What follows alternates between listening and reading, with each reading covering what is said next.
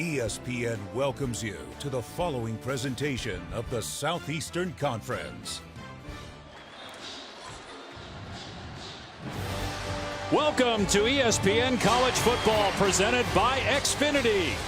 From Williams-Brice Stadium in Columbia, South Carolina, third-ranked Clemson, which has won 26 in a row, looks to get one step closer to another college football playoff berth as it takes on the Gamecocks, who already have knocked off a top 5 team earlier this season, winning at Georgia. Hi, everybody. Dave Pasch alongside Greg McElroy, Tom Luganville on the field. And Greg, it seems like coming into the year, everybody was talking about Clemson being the best team, and now most people are not talking about them as the best team.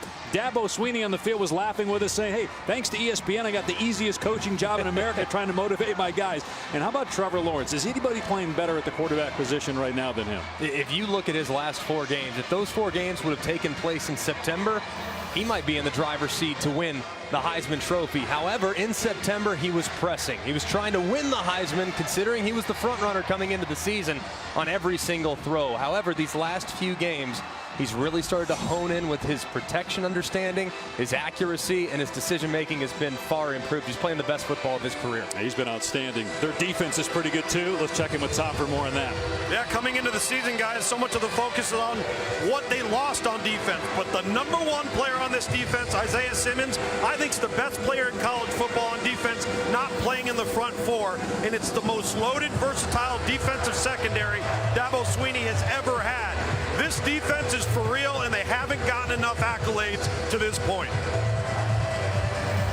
Dabo Swinney, Tom, 12th year at Clemson. He's won 2 of the last 3 national championships. And he has won the last 5 games against Clemson's rival, South Carolina. Last game of the year for South Carolina, because they're not going to a bowl. They want to make it count and knock off the defending champs.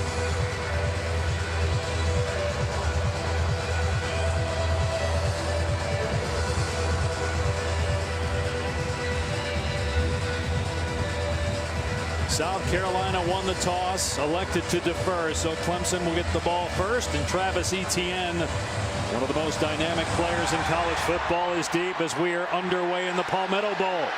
Etienne from the 5. And he's past the 30-yard line and out to the 36. Settle in and enjoy it. Time to the Tigers for the championship.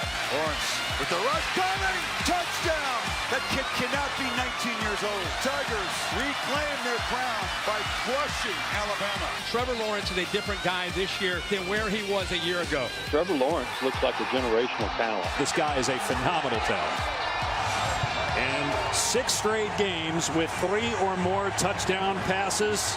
The 20-year-old sophomore has been brilliant the last 2 months.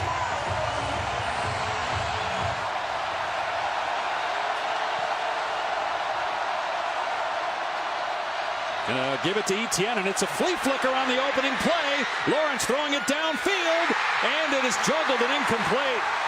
Intended for Higgins, and Israel Mukuamu did a heck of a job to make sure that wasn't a big play to start the game.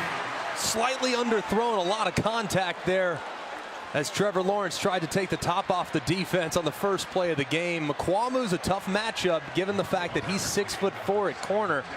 He's going to have his hands full working against T. Higgins and Justin Ross throughout the course of the game. Clemson 11-0 for the 2nd straight year. They will play Virginia next week in the ACC championship game. A ton of room here for Etienne out of the backfield. And he's got a first down. That's his 26th catch of the year.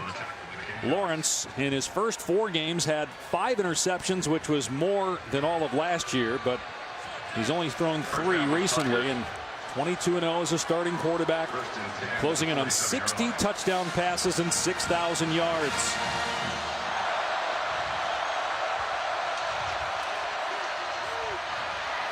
Etienne with room off the right side. Picks up about 7 yards.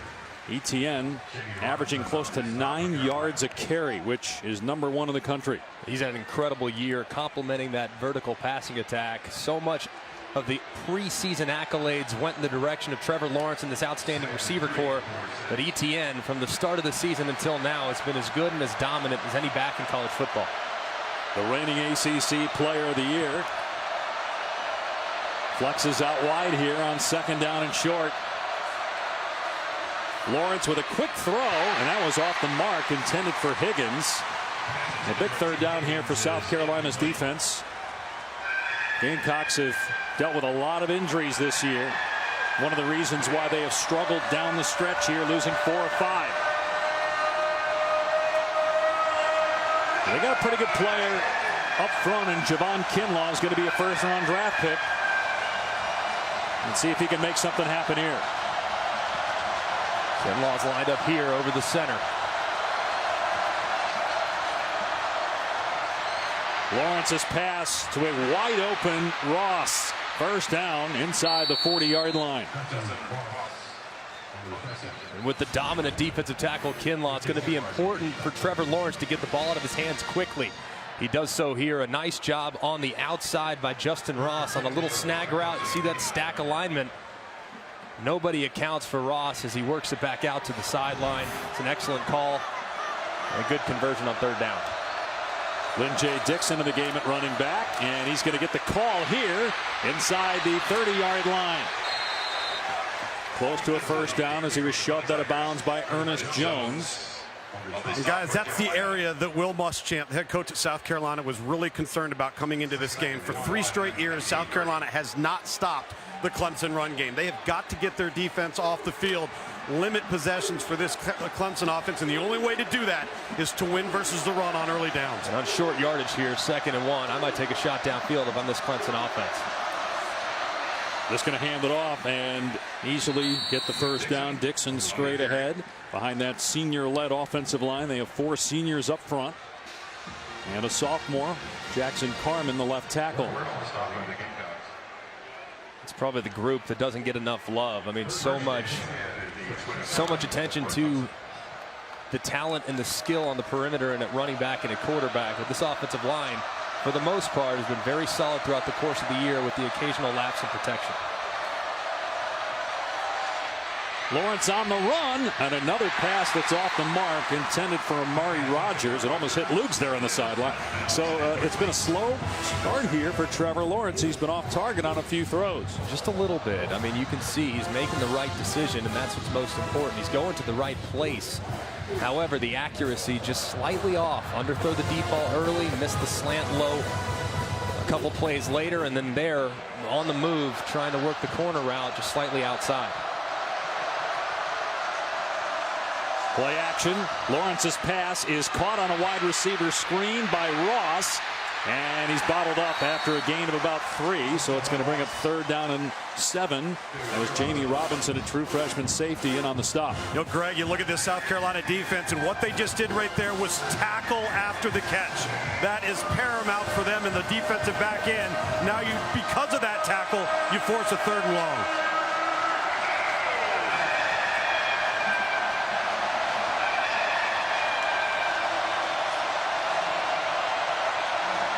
Longest active win streak on the line, and a lot more than that for Clemson. 26 consecutive wins, trying to get back to the playoff.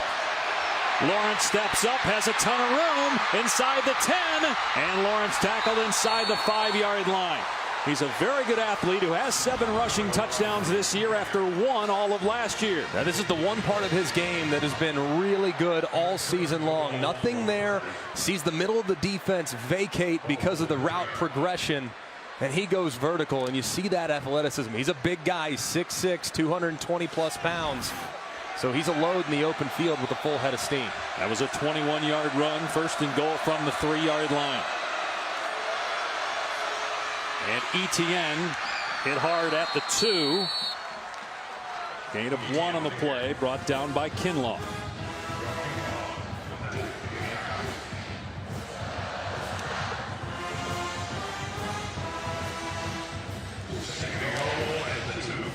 ETN 14 rushing touchdowns on the year. See if he gets the call here on 2nd and goal.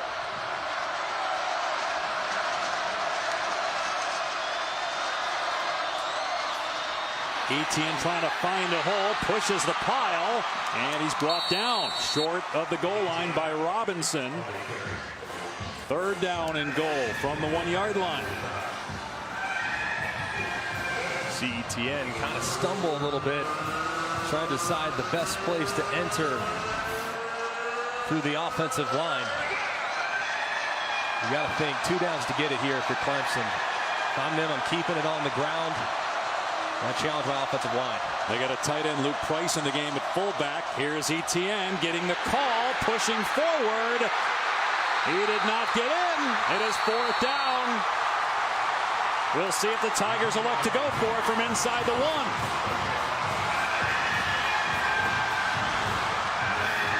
It's a good initial surge. It felt like as he kept fighting, does he get there? But a good spot by the officials as you see the ball in the left hand of Etienne. Brought up about a half-yard shy. And they're going to go for it. Clemson bringing in several big guys. They're making another substitution here with a play clock at 10. They might have to burn a timeout. Yep, Dabo going to call it. Dabo's livid, guys. Saw several players run onto the field and jog back off, so Dabo has to burn one early on.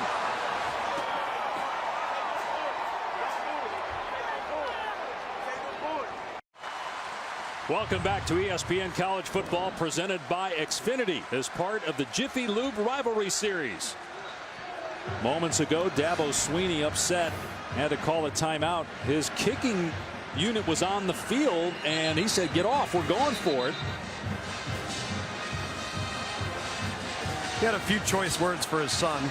Yeah, and you'll see Swinney run right by him, and he wasn't pulling any punches for his boy, that's for sure, and he's getting after one of the coaches in charge of substitution as well. They've got a defensive lineman, Niles Pinckney, and Tyler Davis. The 2 starting D tackles are in as the fullbacks. Etienne, the tailback. And now they shift. Lawrence, direct snap to Etienne, and he is stood up on the 1. South Carolina takes over. T.J. Brunson was there first.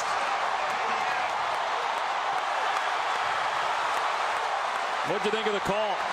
I like the call. It was an excellent play by Brunson. You watch him meet at the point of attack, chase leverage, and Ernest Jones was there as well on the inside. That was an excellent stand defensively.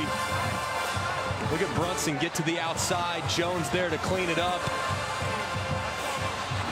Excellent play by the South Carolina defense. 4 consecutive runs, unable to cross the goal line. Great stand. And now Ryan Helinski, true freshman quarterback. As you see, they're lined up about 5 yards deep in the end zone. Dowdle, the running back, is a couple yards behind him, and Helinski going to throw. And it's caught past the 20 by Shi Smith. Their best receiver, Brian Edwards, is out today with an injury, so we imagine Smith will be targeted often. That's a 21-yard gain. And last year, South Carolina did a great job against this Clemson secondary by creating matchups against their safeties. That, I think, is probably going to be the recipe again today, even though Brian Edwards, their outstanding senior wide receiver, one of the best in program history, is unavailable, which is a huge loss. But the challenge is going to be on Shi Smith and some of these other young receivers to step up and pick up the slack. Clemson bringing some pressure here. They run Dowdle, and he gets maybe 2. Pinckney on the stop, along with Justin Foster. 19-year-old Ryan Helinski, who had to take over for the starter Jake Bentley at the beginning of the year. Bentley got hurt against North Carolina the first game of the year, and Helinski's been the starter since. He'll throw it again here. It was deflected at the line of scrimmage and incomplete. Something interesting too, guys, with Helinski in this offensive game plan. After that first down play, he ran over to the sideline to get the play himself, ran back into the huddle. Now they've gone straight to the line of scrimmage. We see Clemson's guys taking a little while to get lined up. It was Xavier Thomas that deflected the pass on 2nd down. Here's Helinski to throw on 3rd down, and it's intercepted at the 40-yard line by Kendrick. And he brings it back inside the 25. Darion Kendrick with the pick, his second of the year. This was a great job by Kendrick. The throw was inside, and the reason why it was inside, if you look at the defender there in the flat, Kayvon Wallace, number 12, see him drift back into the corner route. He's trying to throw it inside of Kayvon Wallace as he drifts back. Therefore, the ball stays inside, and Kendrick's able to make a play on it. That was a good job by Wallace, playing with the quarterback's eyes, and an inaccurate throw by Helinski, trying to force it in when it wasn't there. And look at what Clemson has been able to do in terms of turning turnovers into points. Only Alabama's been better the last 2 years. That's the 25th takeaway this year for Clemson, third in the country.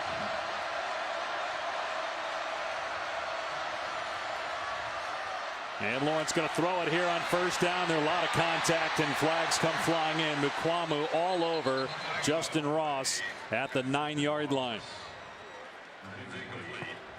You got to be physical with these receivers, but you can't grab the jersey like Mukuamu did there. Pass interference. Defense. Number 24. Automatic. First down. And they'll spot it outside the 10 so they can still get a first down before the end zone. First down on the 11-yard line. South Carolina is going to be physical at corner. They really want those defensive backs to disrupt the game. However, you can't take it too far, and there Mukuamu clearly grabbing way too much cloth results in a 15-yard penalty. Here's Etienne off the right side, in trouble in the backfield. Does well to get back to the line of scrimmage before he's wrapped up by JT Ebay and Ernest Jones. South Carolina early really seems to have a nice beat on this Clemson run game, and they're leveraging the football back inside, really giving nowhere for Travis Etienne to find a crease. Now, Muschamp really likes how South Carolina matches up with Clemson. I know the Gamecocks are 4-7. They played a brutal schedule this year, and they had that win over Georgia on the road. Out of an empty set, here's Lawrence on second down with a quick throw that's high. Intended for Ross. And so it is third down and 9. Little bit off for Trevor Lawrence here in the early going. That ball, big wide receiver, you want to throw it high. That one just a little bit too high as they were in that empty set, which is such a good formation for this Clemson offense. All about creating matchups in this part of the field, and Trevor Lawrence does such a great job throwing the back shoulder. If he can find a one-on-one, he might try to take advantage of it. Lawrence looking at that bunch formation. Here's a fade to the corner, and it's beautifully thrown to Higgins for a touchdown. 9th touchdown catch of the year for T. Higgins, and Trevor Lawrence with his 28th touchdown pass. It's a beautiful throw right to the spot. When you're throwing the fade in the end zone, you aim at that back pylon. That's the landmark for the wide receiver. T. Higgins was holding his landmark perfectly, and Trevor Lawrence dropped it in the bucket for the first score of the game. Here's Potter, and it's 7-0 midway through the first quarter here in Columbia. Since 2015, Clemson has not lost when it scores first.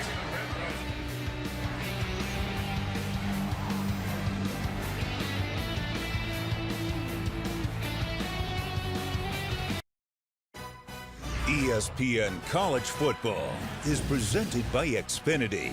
Get the ultimate in-home Wi-Fi experience with Xfinity XFi.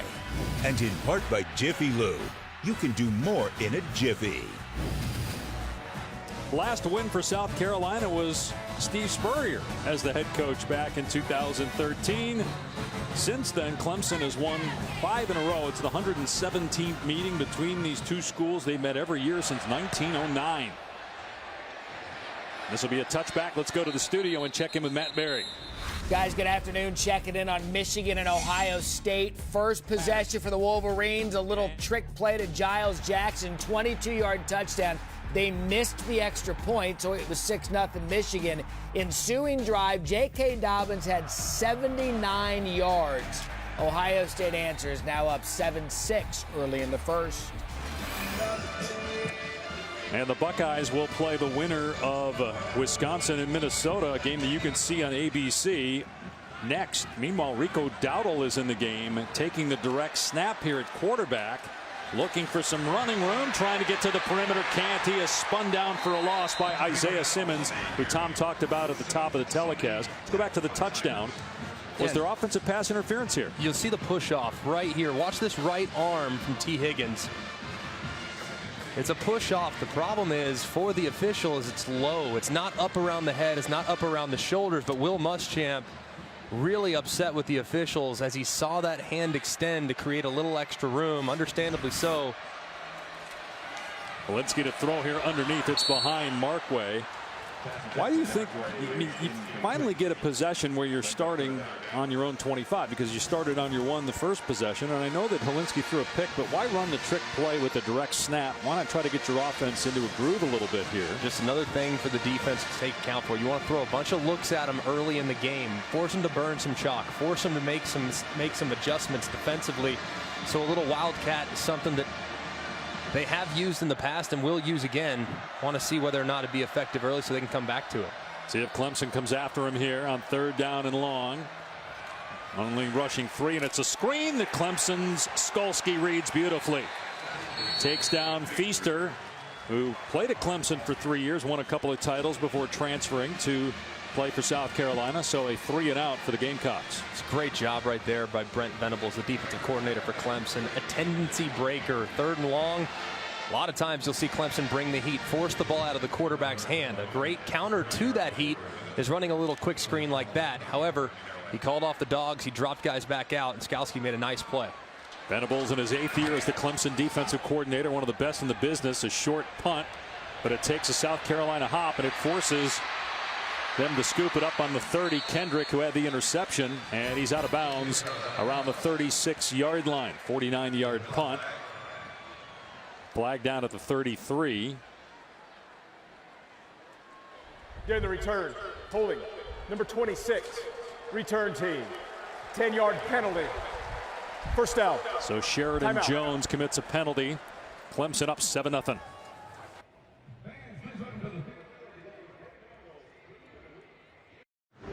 You're watching the Jiffy Lube Rivalry Series. You're watching the SEC on ESPN.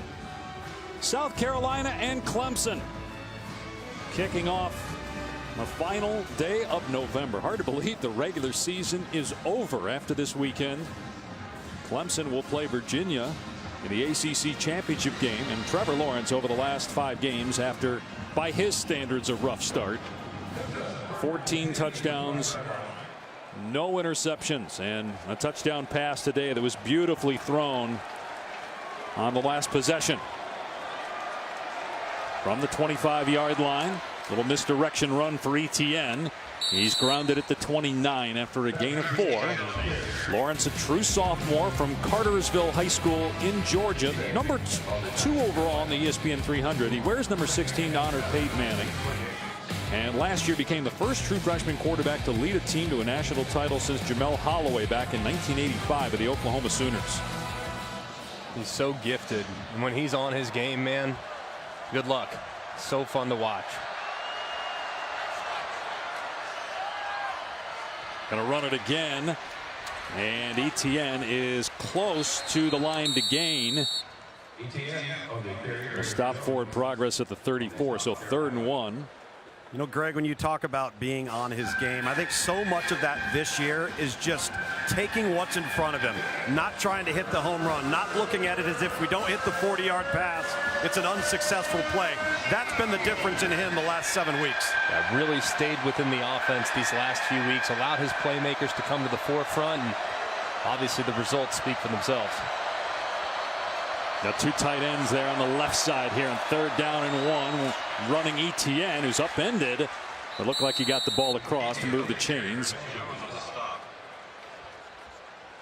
Ernest Jones with a tackle. So they almost lost to North Carolina. The Tar Heels, a failed 2-point conversion. And since then, Clemson has been the best offensive team in college football over the last 6 games, winning each one by 30 points or more. They've won 4 in a row by 45 points or more. No one in the history of college football has ever won 5 straight by 45 or more. Lawrence off play action, steps up, takes a shot downfield, going for Higgins. It's a touchdown. What a throw by Trevor Lawrence. 65 yards.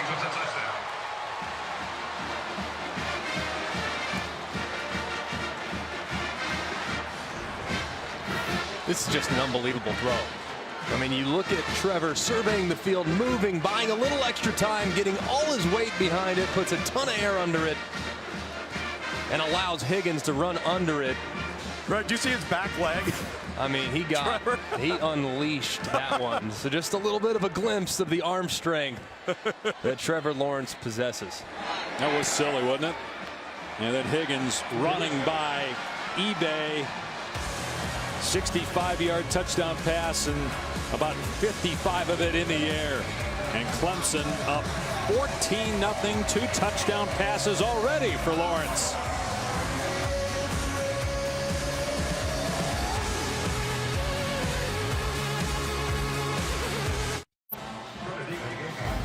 Coming this week on Sunday NFL Countdown, how the legend of Heisman Trophy winner and MVP favorite Lamar Jackson was born. Plus, Randy Moss ranks the best catches from college football. And the crew reveals the top Turkey Bowl play from across the country. Catch Countdown tomorrow, 10 a.m. Eastern on ESPN.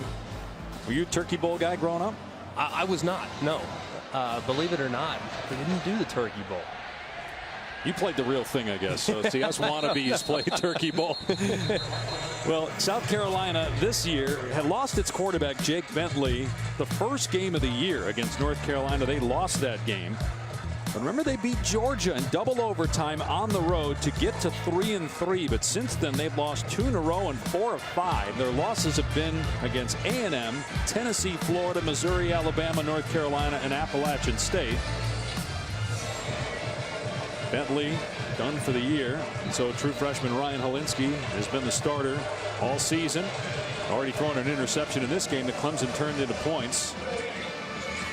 Could easily be 21-0. Remember, South Carolina stopped Clemson on 4th and goal from the 1 on the opening possession. And another negative play as Feaster is wrapped up in the backfield by Rudolph, a loss of 5.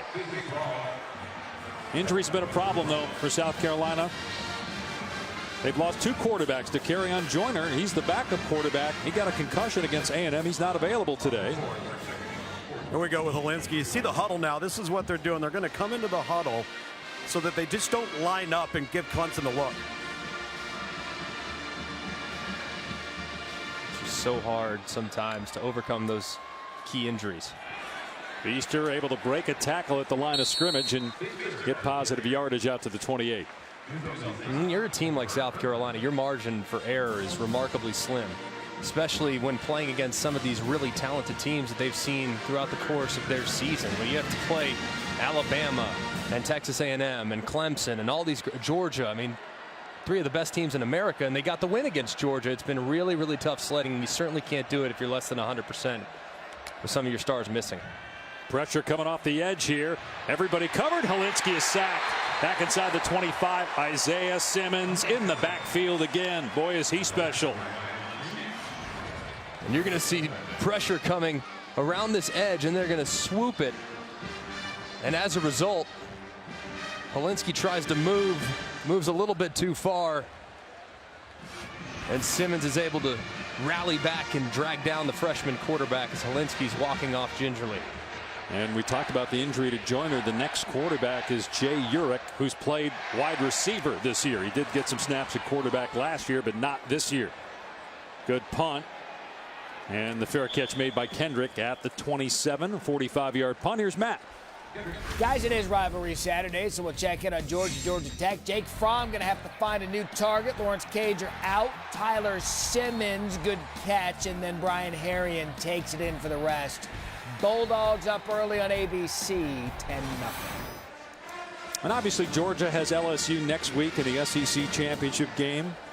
Clemson is in the ACC title game against Virginia. South Carolina's season is over after today. Trevor Lawrence, who's red hot, 2 touchdown passes already. Back out there. First down on the 27-yard line. A little quick pitch to Dixon. He gets smacked at the 31-yard line by Jones. Gain of 4. See Jones get up a little slow there. He's been so good for South Carolina this year. Him and T.J. Brunson have really solidified a position that has been a bit of a problem these last few years for South Carolina. The linebackers. Brunson was playing out of position in the middle. He's now been fortunate enough to switch to Will, where he's a little more comfortable because of the emergence of Ernest Jones. They shift Amari Rodgers into the backfield and pitch it to him, so he's got running room on what's a forward pass, and he's past the 40-yard line. Remember, he tore his ACL back in March, and he returned week 2 against Texas A&M. Hasn't been as productive this year as many people thought he would be. How does that even happen? I mean, it is amazing to think how quickly you can come back from that, and it's a testament to Clemson's medical department and Amari Rodgers grinding through his rehab. Fresh out of downs on first down. Here's Dixon trying to get the perimeter. He's into South Carolina territory. So a gain of about 14 yards. First down. And the speed of Clemson really starting to show here. As you see Wanham at the end, he's in a good spot. However, he loses contain as Dixon gets around the edge. In between the tackles, South Carolina matches up pretty well. But when you get these athletic running backs and wide receivers on the perimeter, that's where it becomes extremely difficult to contain this Clemson offense. And here's Dixon again, and this time he's gobbled up by Rick Sandage after a 1-yard run, and that will be the final play of the first quarter. Clemson trying to get to 12-0, win its 27th consecutive game and 12th in a row on the road. Leading South Carolina 14-0.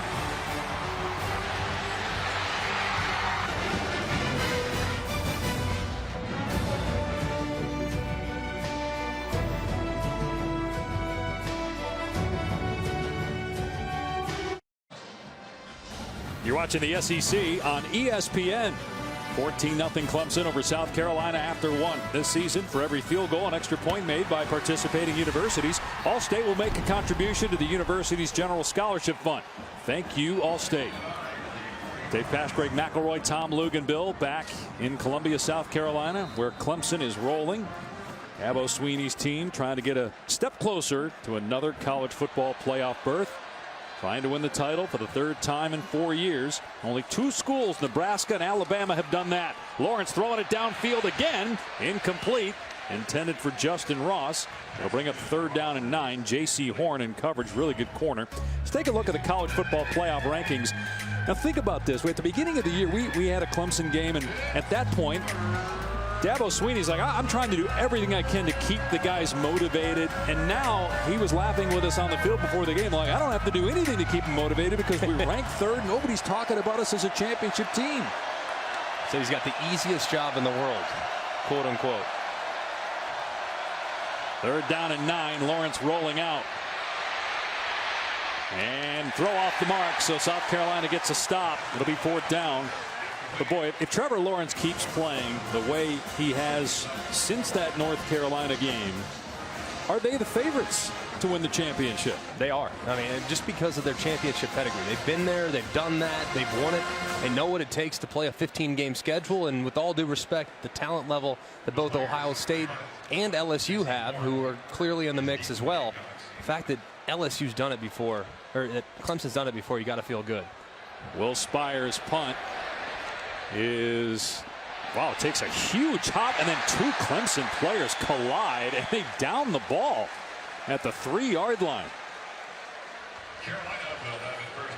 Wow, that was pretty unbelievable there as A.J. Terrell and Isaiah Simmons collide here, managing to keep the ball from crossing the plane. And look who those guys are, guys. That's 2 of their best defensive players on cover teams. And that also, that's a good shot of just how strong Isaiah Simmons is. Did you see? Because him and Terrell both went up with a full head of steam. Terrell goes flying, and Isaiah Simmons just almost looked as if it was completely unfazed. Well, I think going back to your point about maybe South Carolina, maybe Clemson's the favorite. It's not just the offense. They lost so many guys on defense last year up front, but they still have so many guys that are talented enough on this defense. And there's Simmons with a tackle, stuffing Dowdle at the 5-yard line. Simmons, a converted safety a couple years ago. He's from Kansas, now in his junior season, and expected to be a top 10 draft pick. When you get off the bus, have him lead you off the bus. He's one of the best looking players with his length in college football. Helinski from the end zone throws it downfield, and Smith trying to break up the pass. It was almost intercepted by Kayvon Wallace. A little jawing going on after the play between the two guys downfield. Good job by Wallace, turning his head around, positioning himself, and Shi Smith having to play a little defensive back.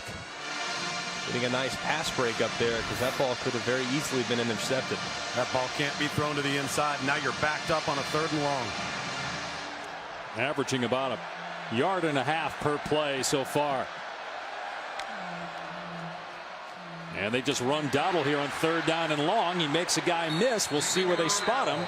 Wallace on the tackle. It is a 1st down for the Gamecocks. Probably their best offensive play since the first play where Helinski threw a strike to Smith over the middle for about 20 yards. And that was a nice job right there by Dowdle, making a guy miss, and that guy being Isaiah Simmons, falling forward for the 1st down.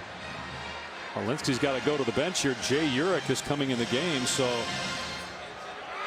don't know if Helinski got hurt or if they want to give Urich a play here. Not sure what's going on, but he's out there on 1st down from the 13-yard line, and he hands it off to Feaster. Gain of about 3. That's the first snap that Urich has taken this year under center. He's actually played a little receiver in mop-up duty this year. He got some reps last year at quarterback. It's got to be injury related, right? I'm assuming. Remember Helinski, when he got hit earlier in the game, kind of limped off, walked off gingerly. Greg, I'm down here next to him. He jogged off just fine. I think this is by design. And with Urich, you get that athleticism that forces Clemson to have to defend the quarterback. And maybe with the carry-on Joyner out, they run Feaster here, and he's past the 20-yard line. 3rd and short coming. Here's Matt. All right, guys, checking in on Michigan, Ohio State. After an Ohio State touchdown, Shea Patterson finds Donovan Peoples-Jones wide open over the middle, barring the extra points to 14-12. Shaping up to be another classic between Michigan and Ohio State. Sounds like a high-scoring affair there. I'm a little surprised to see so many points, knowing how good both those two teams are on the defensive side of the football. Interesting rotating quarterbacks in the middle of a series. Helinski back in on 3rd down, and he hits Smith for a 1st down. Got drilled by Wallace, but able to move the chains out to the 25-yard line. And this is nice, quick feet. Little RPO. You can hand it off if you like the look, but if you have one-on-one, you have freedom to take it. Helinski decisive, accurate, and is able to convert on 3rd and short. Greg, he has to be, because he has no mobility right now. If they have any type of drop back game and Clemson comes after him, he's not going to be able to evade. Huge possession here for South Carolina, trying to keep that Clemson offense on the sideline. They picked up a couple 1st downs, and now Feaster gets maybe 3. They've been trying to run the ball. Dowdle the last couple of games, 21 attempts, 19 carries. So they're giving Feaster some more opportunity here today. The Clemson transfer. He's got over 600 rushing yards on the year. Gets the call again, and Feaster picks up another 1st down past the 35-yard line. He's from Spartanburg, South Carolina, played for both schools. A nice job here cutting back.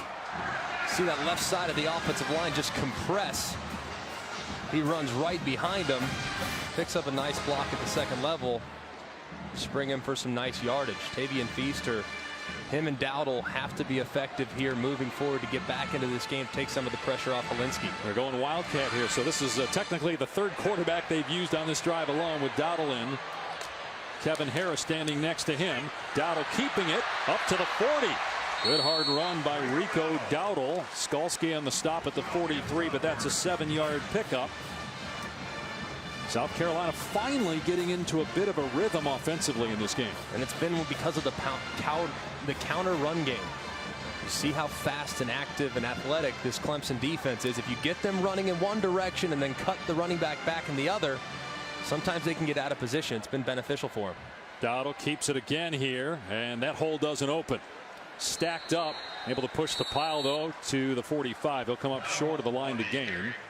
So 3rd down and 1. You in 4-down territory yet if you're South Carolina? I think so. I mean, last game of the year, playing the field position game against Clemson, given how explosive their offense is not one that can be won. You have to take advantage of your possessions, and so far this is really the first sign of life that we've seen from South Carolina offensively today. So I think you do have 2 downs to get it here, even though you're on your side of the 50. And it's the 11th play of the drive, and you're on your side of the 50. You got 42 yards already. Helinski back on the field here.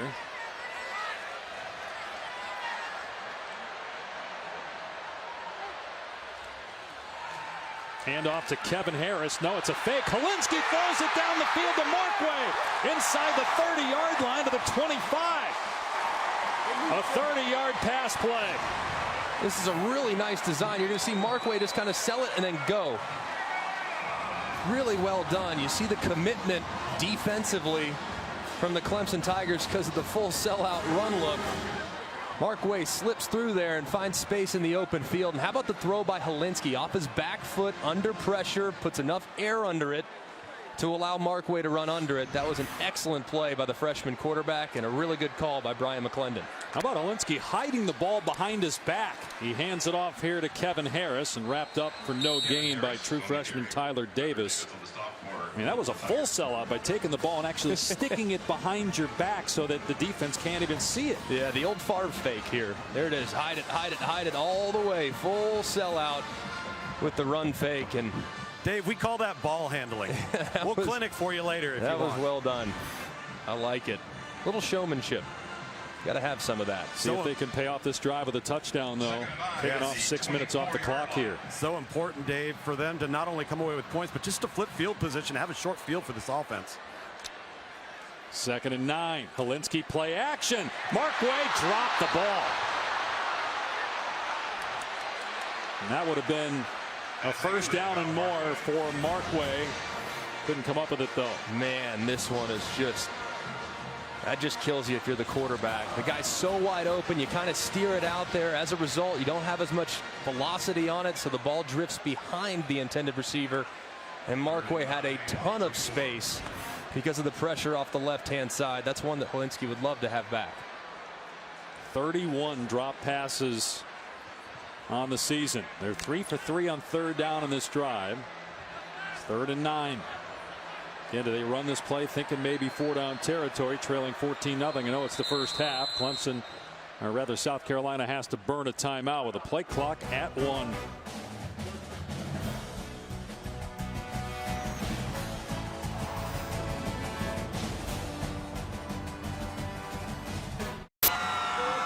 Taco Bell celebrating student section and passionate fans like these, awarding the Live Moss Student Section of the Year. The Gamecock Student Section already on the national watch list. Go to ESPN.com/Taco Bell to see how your school can compete or get the committee's attention by using hashtag Live Moss Student Section Contest. 3rd down and 9. Look at this drive. This is the 14th play of the drive. The first 3 drives, they had a total of 9 plays. And this drive started on their 3-yard line. Helinski's not even in the game again. They've got Jay Urich in at quarterback. Watch out for pressure from this Clemson defense. And they hand it off to Feaster as maybe South Carolina's thinking it's 4-down territory and they're going to go for it. Simmons on the tackle at the 21. It's 4th and 6. And they'll bring on the field goal team. Very questionable play calling here. What are they doing? Just knowing how opportunistic Clemson's defense is, you have to assure yourself points. You absolutely have to, because if you come away from a 14-play drive empty-handed, that is a momentum killer. So I think positioning their field goal kicker exactly where they want, just to make something out of this drive, is the decision that Will Muschamp made. Okay. Clearly they don't trust the quarterback. Well, he's out of the game, right? He had Urich in there for Helinski. 39-yard attempt. And Parker White gets South Carolina on the board midway through the 2nd quarter.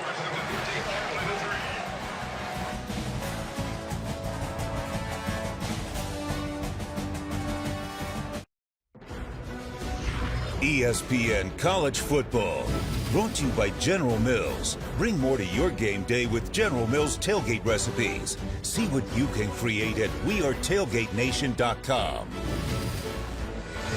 What's really interesting about that game, Dave, Steve Fuller to Jerry Butler. So that touchdown pass was called the catch. We all know that Dwight Clark in the NFL for the Niners had the catch, but Dwight Clark played in that game. He was a tight end at Clemson.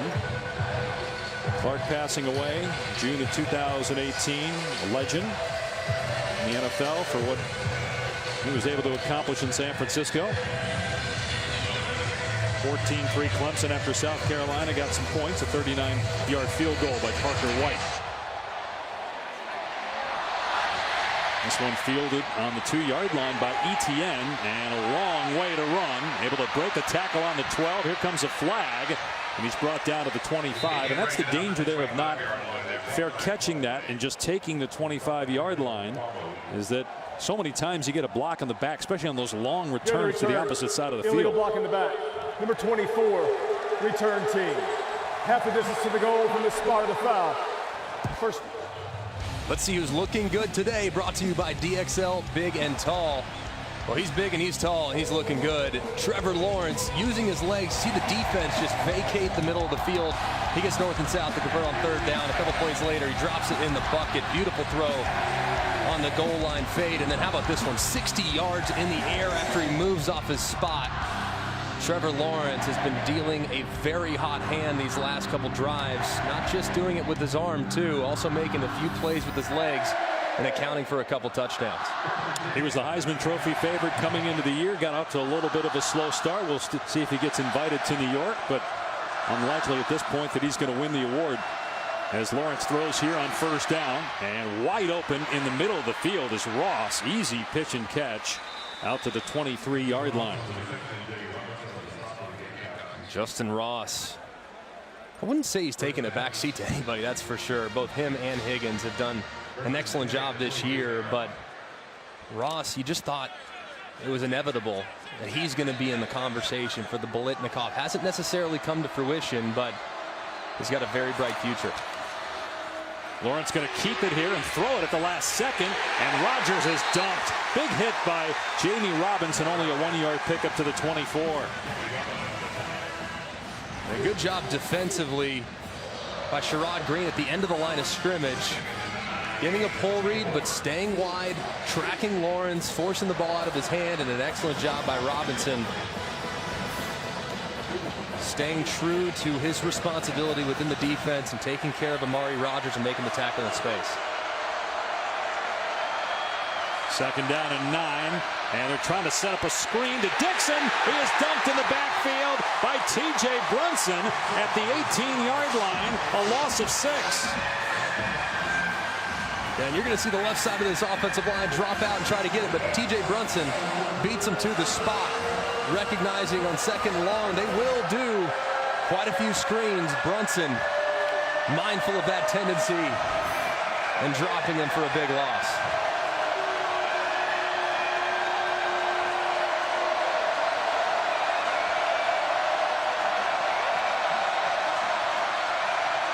South Carolina rushes 3 here on third and long. Lawrence stepping up, wide open. First down, Higgins at the 40-yard line. And up to the 46, so third down and 15. And they end up getting 27 yards. This was a beautiful route. Look at the left side. Look at the corner. McQuamu chased that post. This is a post corner route.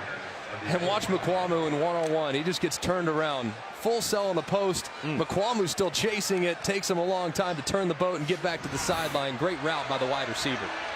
Fresh set of downs on the 45. And a handoff that goes for no gain. Etienne knocked down by Aaron Sterling. 5 minutes to go. Second down and 10. Clemson has won 26 consecutive games. Has one more after this. And if it wins today and knocks off Virginia next week, it will be in the college football playoff for the 5th straight year. You see that they're just so explosive, man. I mean, third and long, super long, no problem. Strong arm quarterback and a great route running wide receiver. Lawrence throwing it downfield, and it's caught. Ross. Let's see, did he step out?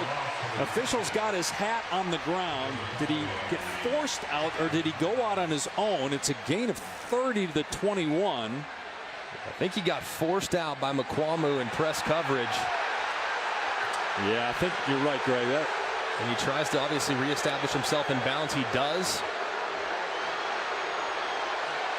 Beautiful late hands there by Ross going up and picking that ball out of the air. Now we got to stop it. They're going to look at it, but I'm with you. I think he was forced to the sideline by the defender. If you go out on your own, you can't come back in and be the first guy to touch it. He did everything right there. South Carolina has called timeout to challenge the ruling on the field that the receiver did not step out of bounds and become the first to touch the pass inbounds. Back in a moment. 14-3 Clemson.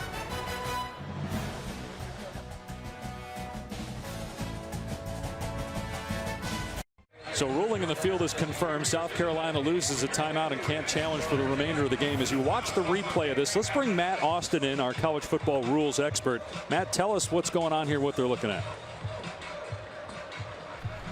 We're supporting 3 games, Greg. Well, I just got to look at the play.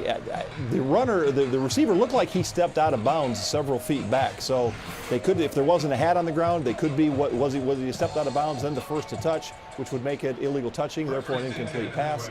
I'm not exactly sure what they looked at. Well, I got to think that they assume McQuamu pushed him out of bounds, right? As Lawrence dumps it off here to the tight end J.C. Chalk, who's knocked down at the 15 by Robinson. Gain of 3 on the play, because clearly the official threw his hat.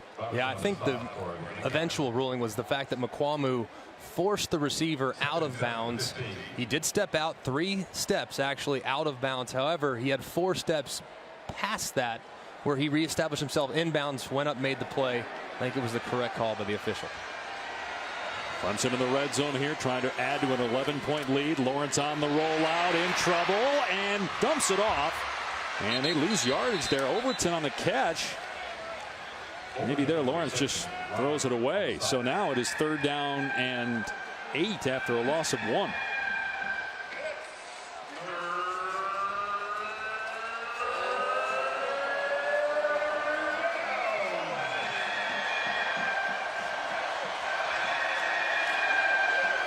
Looks like Clemson's going to employ that bunch formation they threw the touchdown on earlier to Higgins. Keep an eye on him. If he's one-on-one, potentially on a fade route, that's what they scored on the first touchdown. Lawrence had trouble with the snap. Scoops, throws, caught, out of bounds, incomplete. Ross did not get a foot down. It's 4th down.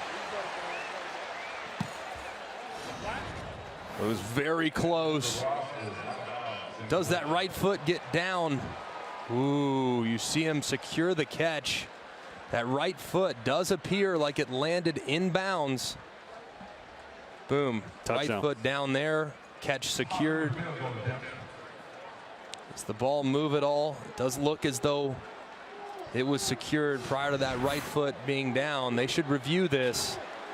It's likely going to result in a Clemson touchdown. Ruling on the previous play of an incomplete pass is under further review. Given that Lawrence had a little trouble with that snap, able to throw a perfect pass to Justin Ross. Should be the 3rd touchdown of the first half for Trevor Lawrence. Just an incredible job by Ross, knowing where he's at on the field and dropping that right foot down immediately, knowing where he's at, knowing how much room he has. And as soon as he secures that catch right there, that right toe goes down. Yeah, does he have it there for sure, right? That's what they got to look at. Does he definitely have possession there when that right foot is down? I'm with you. I think he does. Possession down. It looks like right there, as you can see, that right toe, it does appear.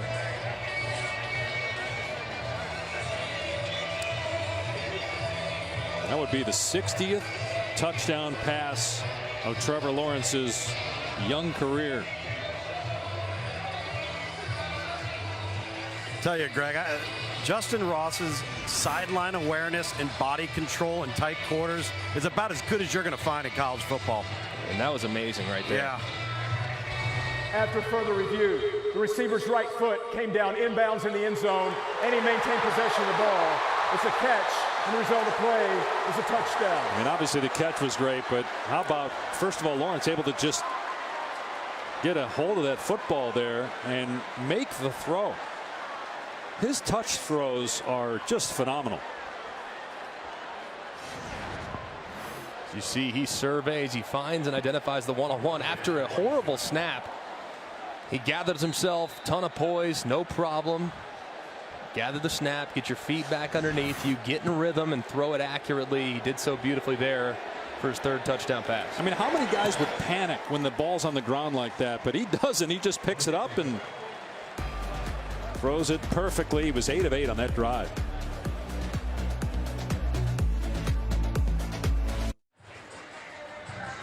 Welcome back to ESPN College Football. Clemson and South Carolina, part of the Jiffy Lube rivalry series. 21-3 Tigers. And later today on ABC, the Big Ten West champ will be crowned. Wisconsin and Minnesota from the Twin Cities. Winner will take on Ohio State in the Big Ten title game. This is earlier this week, clearing the field and getting it ready to go for one of the great rivalries in college football. What do you guys like in that game? I like Wisconsin. Really like. I think they've kind of been forgotten about. I'm with you, Greg. Still creates so many problems for the quarterback. Touchback. Let's check in with Matt. All right, guys, coming up on the Lexus halftime report, a back-and-forth game in the game, 21-13 right now, Ohio State. Plus, we'll travel around the country with some of the best rivalries being played today. And we'll get you set for that Big Ten West showdown. Jesse Palmer, Joey Galloway joining me coming up on the Lexus halftime report. All right, Matt. Rivalry game here, 117th meeting. They've played every year since 1909. 3 minutes to go, 2 timeouts left for South Carolina, and Ryan Helinski in the game at quarterback from the 25-yard line. And some movement on the left side of the line. Dylan Wanham, who's playing left tackle. He has been playing right tackle, but moved to left tackle today. Looked like he came out of his stance early. Full start. Number 13, offense. 5-yard penalty. First down. Actually get the receiver for that. Ryan Helinski, true freshman, went to Orange Lutheran High School in Southern California. Started every game since the opener when Jake Bentley went down with a season-ending injury. Brothers Kelly and Tyler, both college quarterbacks, of course. The Tyler Helinski story well known. Tyler died via suicide January 2018 as Ryan Helinski is sacked here on second down. The family has moved here to Columbia to be with their youngest son Ryan. The parents Mark and Kim have started a foundation, Helinski's Hope, which helps improve mental health awareness for college athletes. They were at senior day at Washington State last week, which would have been Tyler's last home game in Pullman. Just a heartbreaking story, but the way Ryan's paid tribute to his late brother is really touching. Second down and 23. They run Feaster, and he's out to the 17-yard line. Well, you talked about how Ryan has honored Tyler. He's done it in so many ways. He has a tattoo of a lighthouse on his arm, which he says tells him where he's been and also where he's going. In such a tough year for the entire Helinski family. A timeout taken by Clemson here with 3rd down and 18.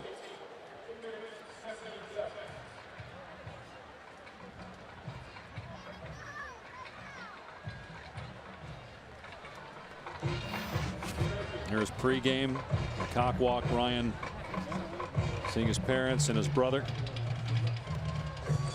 It's been special too, just the way the community here in Columbia has embraced the Helinski family, the support and the tributes that they do after halftime, raising threes to the air. Even the visiting teams have started to participate in that as well.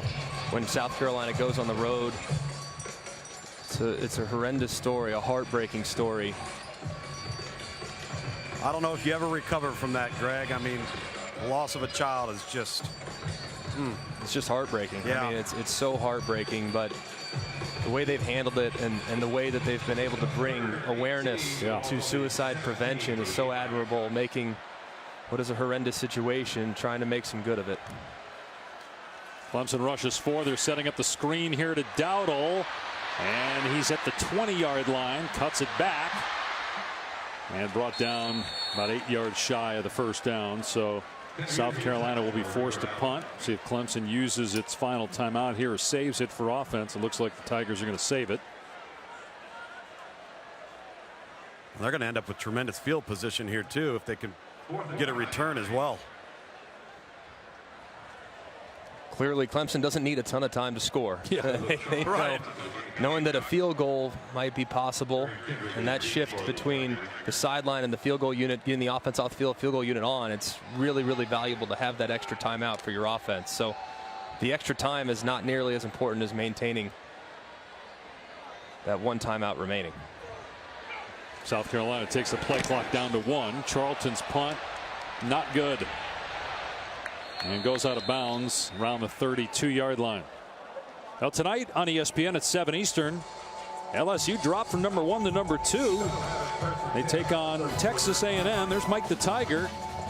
He's given food design and that game's opponent's nickname each week. Last week we were down there for the blowout win over Arkansas. Mike looked like he was enjoying the Razorback, and I think he's getting the best of the Aggie here. That's a pretty big logo too, so I would imagine that Mike the Tiger welcomes the Aggies to Baton Rouge, knowing that since the size of the logo is a little bigger, it's a little bit more meat for him. I don't know, am I crazy there? No, I think you're right. Do you think there's some reasonable take? Yeah. Not enough meat on a collie. So minute 17 to go. Clemson with a timeout.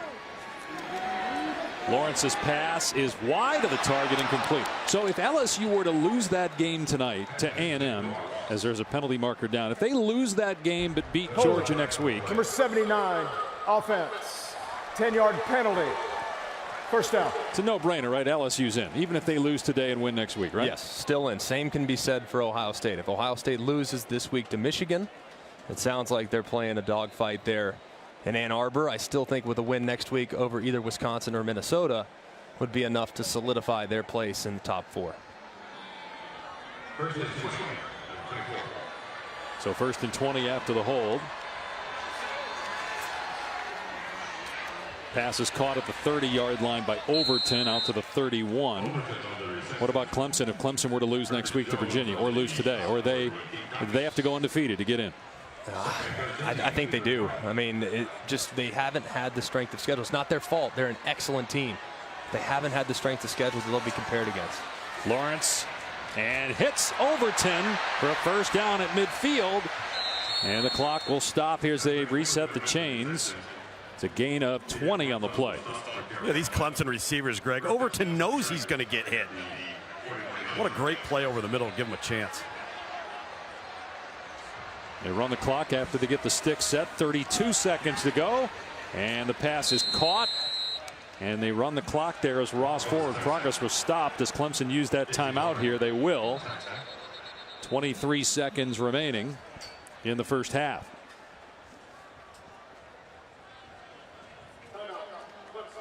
So you're talking about Clemson and the strength of schedule and that it's not their fault.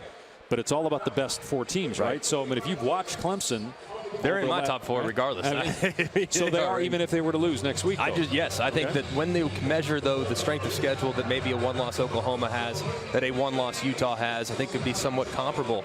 But if you really look based on the eye test, the game control, the other metrics that you look at when determining who the 4 best are, I don't know anybody that can make an argument against Clemson. It's just the strength of record hasn't been up to par compared to what we're usually used to, given the fact that the ACC is down relative to some of the other leagues in the Power 5. You look at the first 4 games, they were rolling, and then against North Carolina, they survive on a failed 2-point conversion attempt at the end of the game by North Carolina. But the last 6 games, average margin of victory is 43 points. It's an ACC record that they've scored 30 or more in 6 straight games. So 25 seconds to go. Clemson out of timeouts, trying to get more points here at the end of the half, already leading by 18. Lawrence moving to his left, in trouble, but able to elude a sack.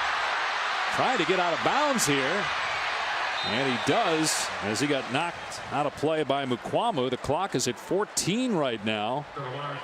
Gain of 9, though, for Lawrence. Yeah, I don't know how he got out of this. As you see the pocket start to collapse around him, he has to work his way through it. A couple missed tackles. You see some of that mobility that we've talked about with Trevor Lawrence. And a smart job, too, getting to the sideline and then kind of absorbing that hit and falling forward. Maybe you get a free 15 because they think it's a late hit. So that was a really nice job. Nice aware job by Trevor Lawrence. Again, no timeouts left here. Lawrence throwing it in the field of play to Ross. So they got to get up there and spike it quick because it wasn't a first down. They're not set yet. 2 seconds to go, and Lawrence spikes it, and you're looking at about a 47-yard try for B.T. Potter, who's missed 6 field goals this year, but the last 3 games he's only had 1 attempt. Fresh legs. 51-yarder here for Potter. That was just an excellent job. Or excuse me, 51-yard on the season is his long. This is a 46-yarder. Excellent job in 2-minute operations there, getting the clock. That was a sign of an extremely well-coached football team. Well, Muschamp going to burn a timeout here. So 46-yard attempt coming here.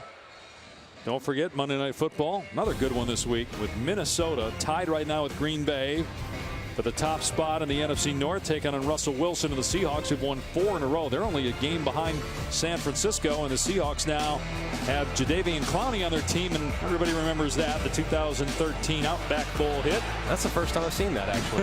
I've never seen that before. Stop. Against Vincent Smith.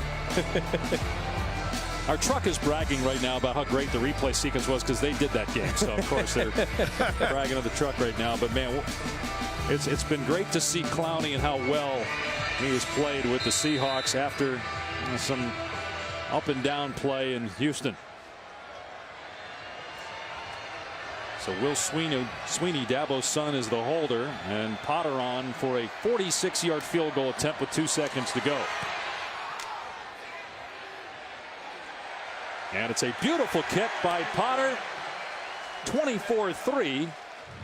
Clemson, as Lawrence finishes the half, completing his last 12 passes. And he had 3 touchdowns in that first half.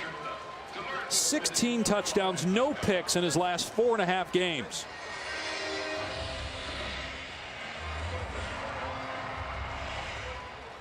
Let's check in with Tom down in the field. Well, Coach, you were able to preserve that timeout for that last offensive drive. Assess the execution of that 2-minute drill. That was tremendous, you know. Wish we could have gotten out of bounds on the one, but hey, it is what it is. But great, that's, you know, big time 2-minute execution to get points. That's all we were trying to do. Good job. We thought we had enough time to get a little quick play and get the clock. You know, so really good first half. Defensively, we got a little soft on the run on that one drive. They got the field goal, and then obviously our opening drive coming away with nothing. That was pretty disappointing. But hey, tough, a lot of emotions. 24-3. We're in a good spot. We just got to come out and play really clean and crisp. Too many penalties in the kicking game. Got to clean that up this second half. All right, thanks, Dabo. Okay. 24-3 Clemson at halftime. Sending now to the studio Matt Berry, Jesse Palmer, and Joey Galloway. Guys, thank you. Welcome into the Lexus Half. Welcome back to the Jiffy Lube Rivalry Series. Welcome back to ESPN College Football, presented by Xfinity. From Williams-Brice Stadium in Columbia, you're watching the SEC on ESPN. The Clemson Tigers ranked 3rd in the country, trying to inch closer to the college football playoff. They've got the ACC title game next week against Virginia, and right now lead South Carolina 24-3. Dave Pasch, Greg McElroy, Tom Luganville on the field.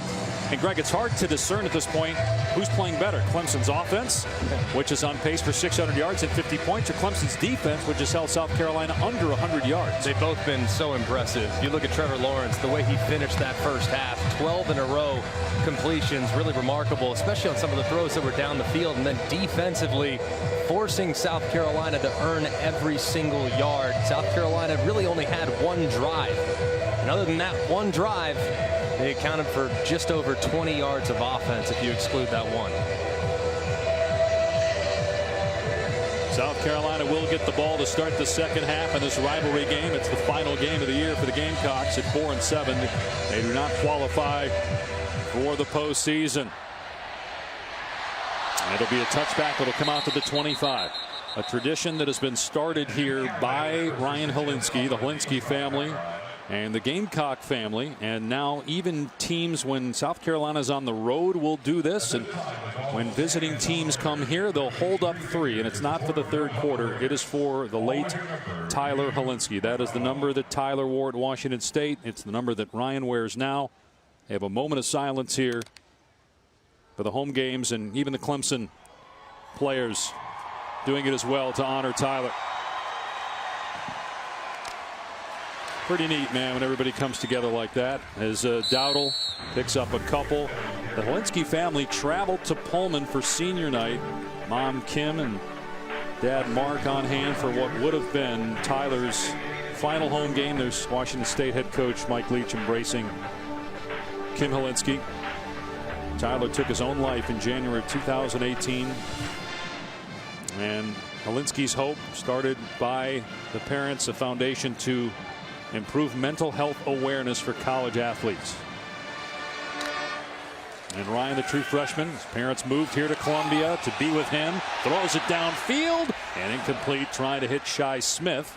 They'll bring up 3rd down and 7. How about Isaiah Simmons? Their best pass rusher is in coverage on a wide receiver downfield. And covered it beautifully, too. Was beat initially, but did a good job of, once he caught up to Shi Smith, turning his head around, trying to locate the football. Greg, name one other time we've seen that all year long, ever. And he's a linebacker, defensive end, safety hybrid. He can really play all 3. And for him to be able to cover a slot receiver downfield that effectively, that's unreal. Just shows his versatility as a defender. Finalist for every major defensive award. 3rd down and 7. Hilinski over the middle, knocked away from Markway, incomplete. Kayvon Wallace broke up the pass. And a 3-and-out by South Carolina to start the second half. Let's take a look here if Wallace arrived before the ball did. See Markway there over the middle. Ball was thrown in a pretty good spot, but you saw that left hand by Kayvon Wallace. Look at the shoulders turn. I think that should have been a pass interference. There's the punt by Joseph Charlton. And fair caught at the 31-yard line. Trevor Lawrence didn't have his best stuff early on, but man, he has improved as the game's gone along. Look at the magician there in the backfield, breaking a couple tackles, creating positive yardage, anticipating the dig in a very tight window around a defender. And then I love this throw. Moving in the pocket, buying a little extra time after the bad snap, throwing it in the perfect spot, and a great job, too, by his receiver, dropping that right foot in bounds. Trevor Lawrence finished with 12 consecutive completions, the longest of his career. Longest streak of his career with that many continuous great plays. So many incredible throws in that first half. And he'll run it here. Scoots out of bounds after a short gain. Here's Tom. Well, guys, talking to Will Muschamp coming out of the locker room, and really about Trevor Lawrence, they need to force a turnover. They need to sift the momentum over to their sideline. Really concerned about his own quarterback position right now. Ryan Hilinski is not at full health. They will continue to shuffle quarterbacks in and out to try to help their run game, force Clemson to have to defend more. But it's really about getting this Clemson offense off the field. Which nobody, Tom, has been able to do the last 6 games. Clemson has won each of those games by 30 or more points. Lawrence from the pocket dumps it off to ETN, and a good open field tackle by Ernest Jones. You know, going back to Trevor Lawrence, Greg, you made the point at the top of the telecast that if he plays in September the way he played in November, he might be the front runner for the Heisman Trophy, which is what everybody thought coming in. And I think there's nobody that's played better at that position this month than him. He's been exceptionally good. Just came out of the gates a little bit shaky early on. He'll throw it here on 1st down. Hits Ross out to midfield. And you made the point about that highlight, that touchdown pass he threw to Ross. It wasn't just a bad snap. It was a fumble. The ball's on the ground. He's got to scoop it up and still throw a perfect fade to the corner. And that's the one thing about his game that's so remarkable is the poise. I mean, under pressure, no problem. Can move in the pocket with ease and deliver strikes even off balance. He'll throw it here on 2nd and short, looking downfield. And Pitch and catch to Ross with Mukwamo trying to cover him. Just makes every throw look simple. Gain of 15. And his offensive line did a great job here too. I mean, only rushing 3, so you should have a ton of time. Trevor recognizes that, buys a little extra time, and improves the angle to throw that comeback route off scramble. Always under control. He makes it look easy. I mean, that's really what it is. He makes it look easy, and when he's in rhythm, he's almost impossible to defend. Greg, it's almost like he's in slow motion. And everyone else is flying around. And Maury Rogers going to throw it back to Lawrence. Lawrence was covered, and so Rogers throws it away. They ran a trick play to start the game, a flea flicker that Lawrence's pass was underthrown and incomplete. Dabo's telling him, run the ball, Amari, run the ball. I actually kind of like the throwaway. I mean, how often do you see? I mean, we'd credit the quarterback for throwing away. Why don't we credit Amari Rogers? You know what, Greg? Hey, don't make a bad play worse. What's lose so it. funny about that, too, is you always tell the guy if it's not there, throw it away, and they never throw it away. Right. And he did. 2nd and 10, Lawrence to the air. Again in trouble. Gets away from pressure and dumps it off to J.C. Chalk. This is a school record for consecutive completions in a single game, 16 in a row. And again there, he felt the pressure. It's so hard to get him down. He's 6'6", 225. Great awareness there in the pocket, too, of defenders at his feet. That's the thing that you don't realize as much, though, is just how strong he is. I mean, he's so strong. He doesn't look real built. He doesn't look like a Tim Tebow, and he's so strong and grounded with his feet are in the turf. Big 3rd down here for South Carolina's defense. The pitch by Lawrence, and Etienne with a burst of speed gets the 1st down inside the 15-yard line. Gain of 18 on 3rd down and 6. And you see this defender off the right side absolute pummel Trevor Lawrence and drive him to the ground. A little bit of an awkward fall there, and Etienne does the rest. You see Trevor kind of land awkwardly there as he went to the ground. Big hit by Kingsley and Agbury. I like getting back up immediately, though. Hey, unfazed by it. Come back at me. Off play action. Lawrence lobs it. Incomplete. Flags are all over the field, though. It was intended for Higgins. Mukwamo in coverage.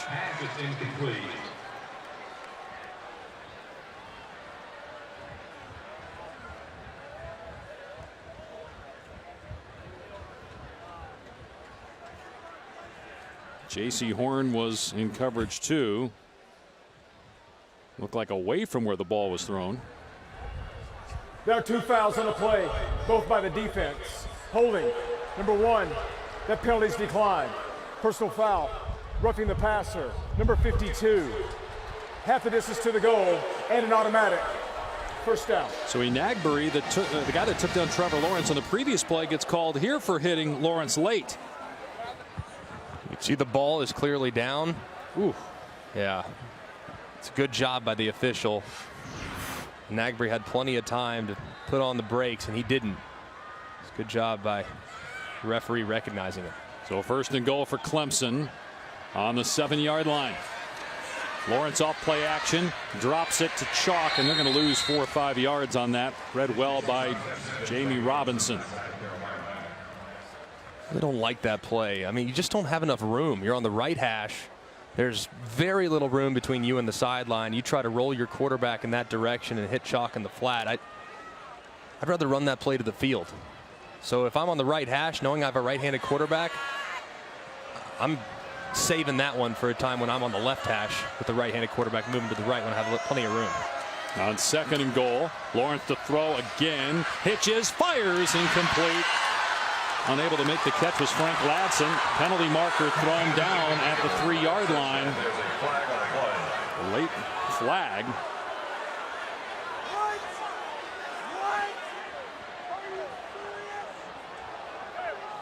This was a really late flag, too, from the field judge. Pass interference, number 24, defense. By rule, the ball he placed at the 2-yard line and an automatic. 1st down. You see Mukwamo here working on the edge. There is some contact. You think? This right arm, and look at that. Clearly just trying to figure out what took the field judge so long to pull the flag. And you got to be physical with these wide receivers, but a couple times now Mukwamo has held on a little too tight. as those guys have tried to break free. What was he arguing about? You have nothing to lose. You might as well argue your point. I guess. First down and goal. Etienne walking in. Touchdown, Clemson. Travis Etienne, his 15th rushing touchdown this season.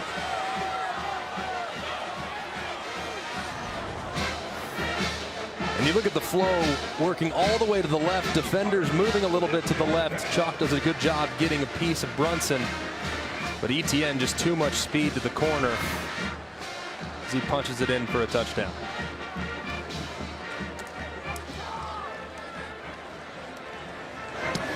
And Potter makes it 31-3 Clemson early in the third.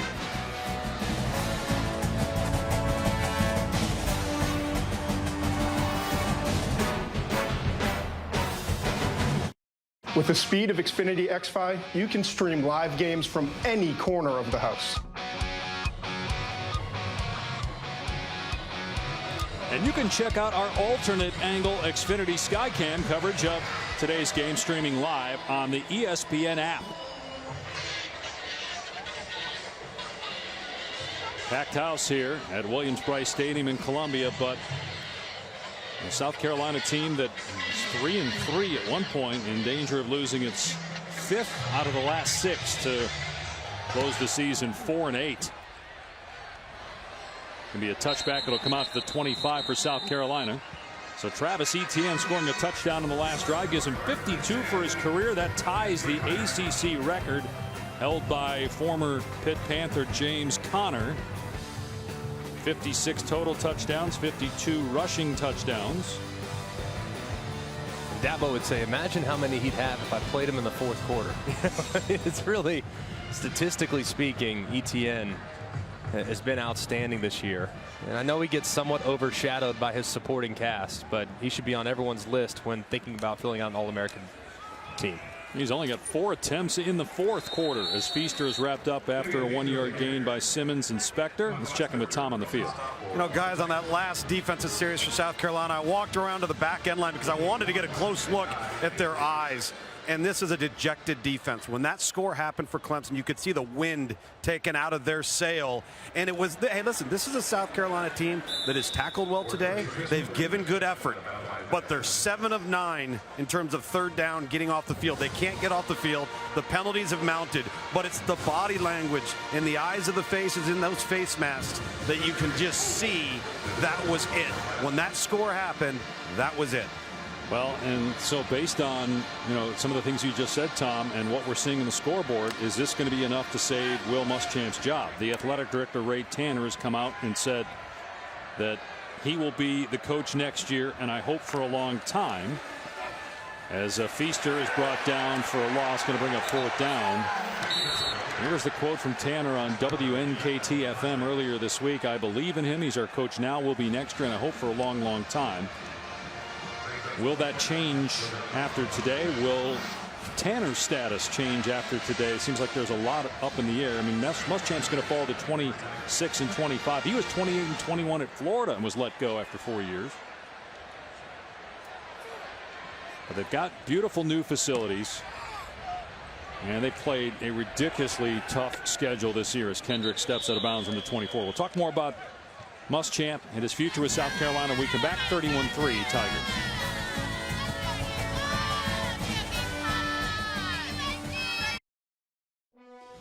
ESPN College Football, brought to you by Pizza Hut, official pizza of college football.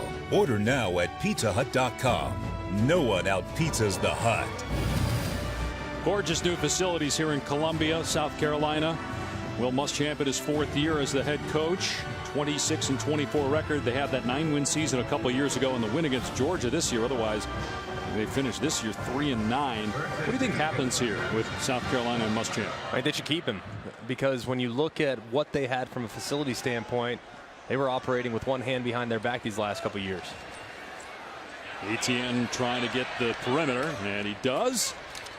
Gain of 8. I think the other thing too, guys, is when you're a developmental program like this program is, where you're going to bring guys in, they're going to be good players, but hopefully you don't have to play with a lot of them too early, and you have the rash of injuries that they've had at some key spots throughout the course of the season. It's tough to survive that, and I agree with the facility, with the investment here. Give Will Muschamp and his staff an opportunity to utilize that thing to enhance the recruiting efforts and get even better players in here. Well, the other thing is, if you make a move, there's no guarantee you're going to get a better coach. Right. Because when they hired Muschamp last time, there were some other names that turned it down because they didn't think they could win here. I think that if you give him an entire calendar with that facility, he's already a tenacious recruiter. I think the talent level will improve significantly in time if they just stay with it. If you press the reset button, then you can potentially kind of set the program back a couple years. Look, the SEC East is ever improving, and it's gotten a whole lot better over the last couple seasons. Still not quite where the West is, and there's still room for growth with this program, but I'm optimistic knowing that they finally have the facility and the components necessary to compete on the recruiting trail. Well, Dabo, you think about Dabo Sweeney, right? That third year, they were 6-7, and they stuck with Dabo, and boys, it paid off. He's one of the best coaches in college football. Will Muschamp obviously is well respected as a coach for what he's done in several stops. And to your point, if you're patient, it may pay off in recruiting eventually, because you get to allow Muschamp now to use those facilities, which he hasn't had at his disposal for the last 4 years. Yeah, that's why I think you just have to give it a little bit more time. I know South Carolina fans are frustrated, understandably so, but a little bit more time and this thing might turn around. Lawrence in trouble, and he's sacked back at the 30-yard line by Enagberry. You know what, fellas, too, with that is I think he's going to have to, as every head coach does, evaluate his staff, particularly on the offensive side of the football. Is this what we want to be? Can we better? Can we be better? Can we get more out of what our personnel is? We got a young quarterback to build around. Staff evaluation is going to be key over the next 48 hours for Will Muschamp. Yeah, I think that's a big part of it, too. Just identify, all right, are we resourcing ourselves enough at the coaching spots to get the most out of these guys? And a dump pass to Powell, and knocked it out of bounds at 39. I mean, just think at the start of the year you lose your quarterback, Jake Bennett, and you got to throw a true freshman in there. It changes your whole year completely. And they couldn't get out of their own way at times too. I mean, there have been countless examples in which they would make a mistake, or they'd have a key penalty, or they'd do something dumb that led to an unfortunate outcome. The North Carolina game's a great example of that. Kind of gift wrapped it and handed it to North Carolina in week 1. That kind of set the tone for the season and what's been a very disappointing campaign for the Gamecocks. Here's Lawrence on 3rd down and 11, trying to keep the drive going. Moves out of the pocket, keeps his eyes downfield, and his pass is incomplete. Tried to hit Luke Price, so a rare punt coming for the Tigers. That's one of those plays for Trevor Lawrence, guys, that was a little reminiscent of some of the silly plays he had made in the first month, plays that he has stayed away from over the last 6-7 weeks. And knowing how well the defense is playing too, you have to wonder how much longer are we going to see Trevor Lawrence in the ball game. Up 28, 6 minutes to go in the 3rd quarter. I don't think you want to expose him to any more unnecessary hits here as the game goes along, knowing how valuable he is to your success this season. And that incompletion ended a streak of 18 consecutive completions by Trevor Lawrence. Good punt. Clemson will down it at the 9-yard line. 51-yard boot.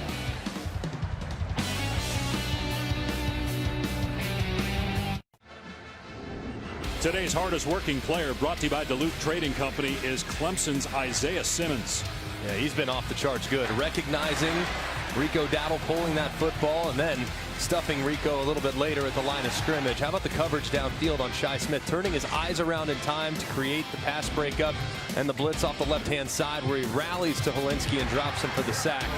He's been all over the place today, showcasing that versatility. He can cover, he can run, he can meet you in the hole, and he can pressure you. It's just so fun to watch Isaiah Simmons work, and man, he has been working hard today. A sack, 2 tackles for a loss as South Carolina takes over. Helinski from the goal line dumps it off to Shi Smith, turning it upfield and stepping out of bounds past the 15-yard line. Well, this Clemson defense is number 2 in the country in points allowed. They give up only 10.7 a game. They're number 2 in total defense, and them and Ohio State are the only teams through the first 11 games of a season to hold an opponent under 300 yards every week since '96. So it hasn't happened in 23 years, and Ohio State and Clemson have both done it this year. Here's Matt Berry in the studio. Some separation, guys, a little bit. Second half, Ohio State, Michigan. Buckeyes march right down the field. Justin Fields to K.J. Hill. Now 35-16, start of the third. And Ohio State, a little bit of a scare against Penn State, and doesn't seem to matter who the coach is at Ohio State. They have Michigan's number. Helinski's pass is caught at the 23-yard line by Dawkins. Short game there. How about Ryan Day is undefeated as a head coach? Dating back to his 3 games last year when he was serving as the interim head coach there when Urban Meyer was suspended. Now clearly 11-0, looking 12-0 right in the face. Nowhere to go but down, boys. He's doomed. Markway at the 27-yard line. I mean, you take over for one of the best coaches in college football, and you got a new quarterback. Just roll along, and they'll play the winner of Wisconsin-Minnesota in the Big Ten championship game next week. Wisconsin-Minnesota is on ABC at 3:30 Eastern time. Helinski steps up. Simmons got a hit, but Helinski completed the pass to Dowdle for a first down at the 30-yard line. Well, this is a nice job by Helinski. I mean, Simmons is breathing fire, running right towards him, about to hit him really, really hard, and clearly Helinski's not at 100% coming into the day. This is a good job keeping your eyes downfield. Hey, man, got to make a play, anything. Just get it to your wide receiver as best you possibly can and throw it away from the defender. That was a good job keeping his eyes downfield and positioning the football in a place where the defender couldn't get it. That was a nice job by the freshman. Turned 19 years old during the season. We've seen Jay Urich get some snaps at quarterback today. Saw Helinski hobbling after that hit. Hands it off. Feaster is free past the 45 and out near midfield. The former Clemson Tiger, Tavian Feaster, with a gain of 19. And look at the defense. They're going to adjust and slide inside, which is going to allow for a nice crease for Feaster. You see that movement. Feaster gets it again, and in the backfield, Jake Venables, son of defensive coordinator Brent Venables, makes the tackle. No gain. A lot of reserves getting some play now, guys, particularly on the defensive side. This is a team in Clemson that's played more freshmen than any other team in America because they can. Right. Keep blowing everybody out. You get to get guys in the game that wouldn't normally play tight situations or in the first half. But Venables does get some work regularly. He is the backup middle linebacker. It's not like he's fourth string. Here's Helinski from the pocket, throws in traffic and incomplete. Again, you got Isaiah Simmons. Look how far downfield number 11 is right there. He was the last line of defense on that play. He was playing the free safety there, and you mentioned the reserves that are getting some work up front. The starting secondary is still in there, and that was a nice throw by Helinski in traffic, anticipating the in-breaking route. Just went through the receiver's hands. He's battling, man. I'm telling you what, man, Ryan Helinski, he's going to grow and learn from this season, but I think he has a very bright future. He'll throw it here. Everybody covered. Tries to dump it off to Feaster, and the ball hit the ground, incomplete. You remember a couple years back, too, when Jake Bentley was a true freshman, and he had his ups and downs, including what was a very one-sided performance against Clemson. His first opportunity to play Clemson, it went sideways, and went sideways quickly. But Bentley continued to battle and get better and make improvements, and came into the season expecting to have a huge year. Got to expect the same type of progress from Helinski as he navigates throughout the course of his career. Kendrick is deep and has it on the 16-yard line. 2.5 remaining in the third. All Clemson.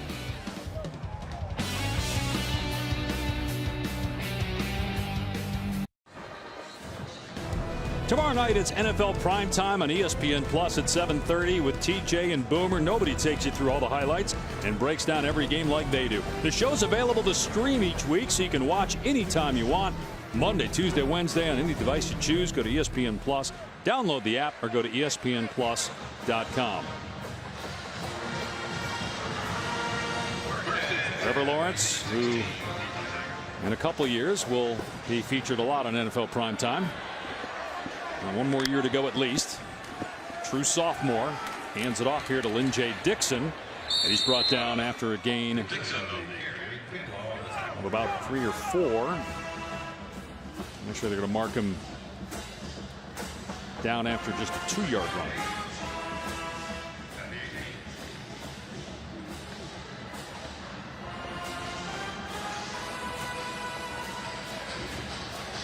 Dixon, a sophomore from Butler, Georgia. Next to Lawrence on 2nd down and 8. Inside 2 minutes to go here in the 3rd quarter. And Lawrence going to throw it. Now takes off and tucks. You see a little acceleration at the end. Gets the 1st down. Here's Matt. All right, guys, this is not the offense that Tim Couch built. This is Lynn Bowden Jr. 207 rushing yards on the day. 46 of them here. Kentucky up on Louisville, 31-13. And what a story that's been. I mean, Lynn Bowden thrust into the lineup because they don't have anybody else at quarterback. The receiver playing quarterback, and he's been spectacular. Receiver may have run the wrong route there. Lawrence was trying to set up a wide receiver screen to T.J. Chase. Has to throw it away. Think about that too, Greg. If you're Mark Stoops and that staff and you're going through and you're Eddie Graham, the offensive coordinator, and every single week you're setting up a game plan without a quarterback. Right. Knowing that you are completely one-dimensional offensively. Yeah. He has over 1,000 yards, almost 1,100 yards rushing, and 300 yards passing this season. It's unbelievable. And a vast majority of those throws were at or behind the line of scrimmage. It's just amazing what Mark Stoops has done there in Lexington in the last couple of years. Lawrence's pass is batted down by T.J. Brunson. Defense still fighting for South Carolina. Yeah, they're playing hard. You see Brunson coming off the edge.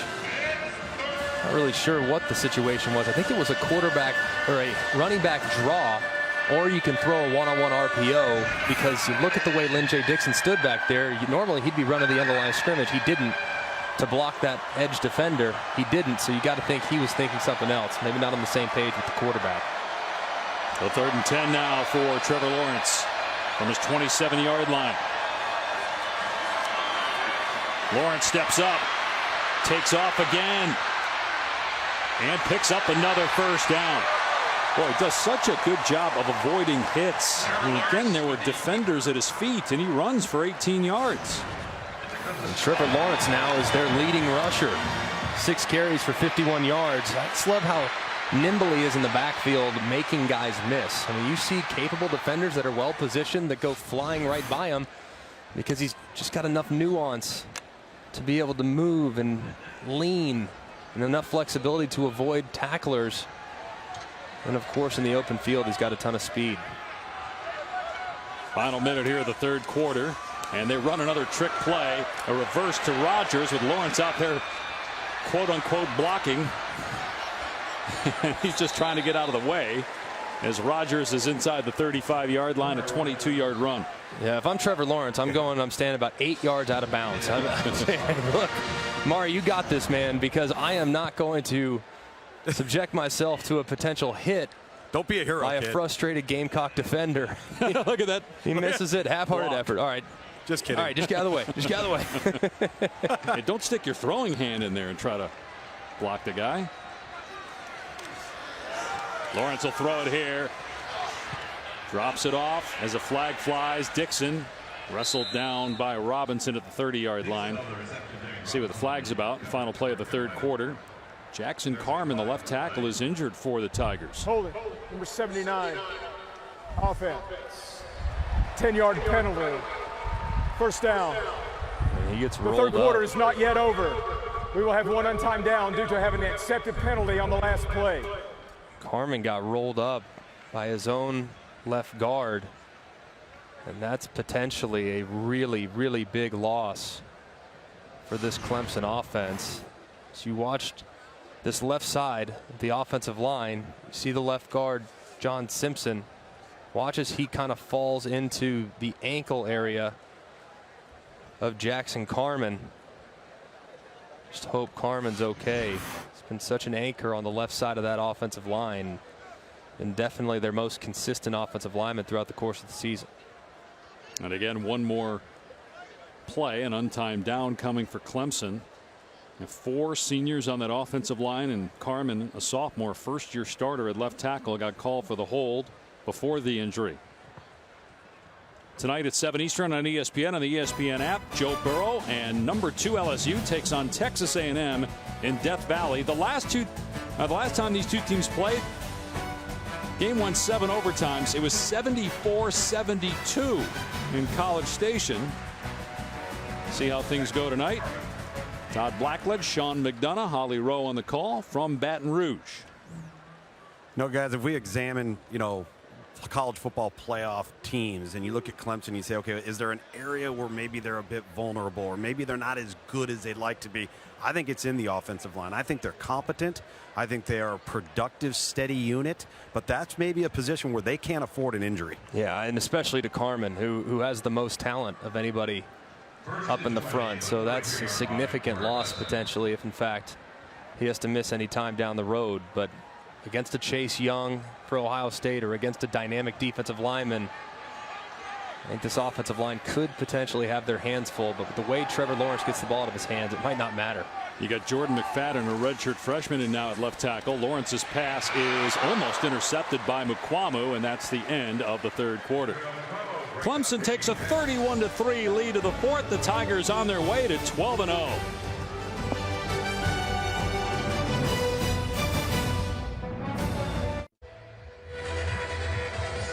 You're watching the SEC on ESPN. Welcome back to ESPN College Football. Clemson and South Carolina, part of the Jiffy Lube rivalry series.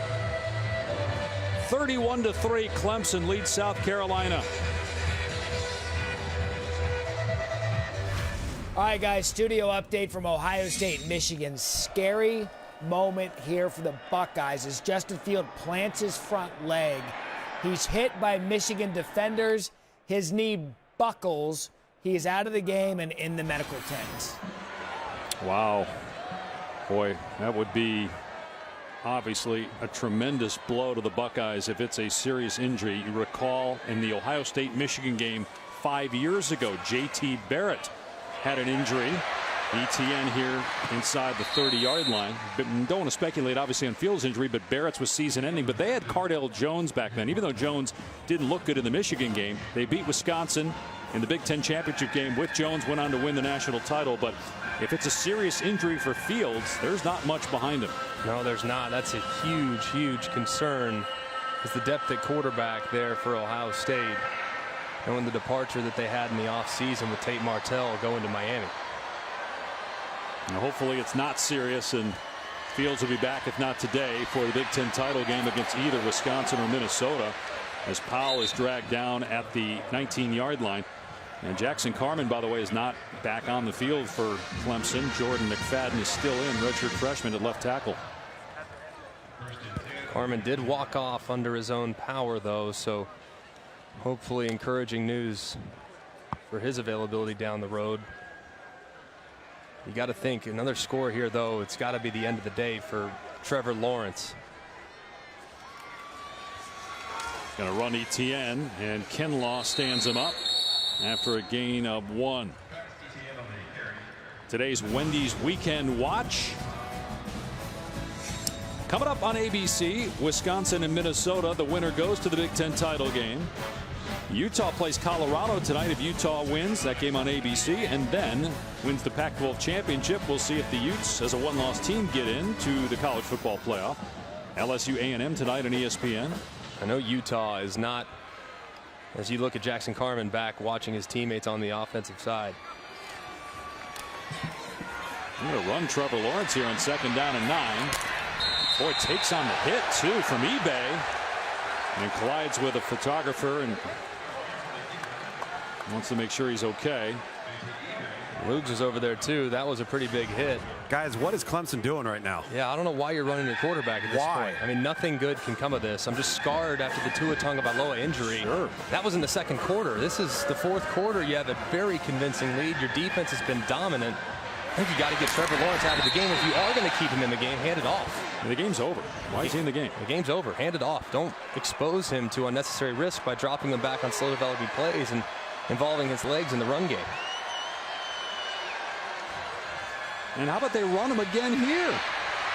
He gets inside the 5-yard line, but he lost the ball, it looked like, too. Let's see if they rule Lawrence down.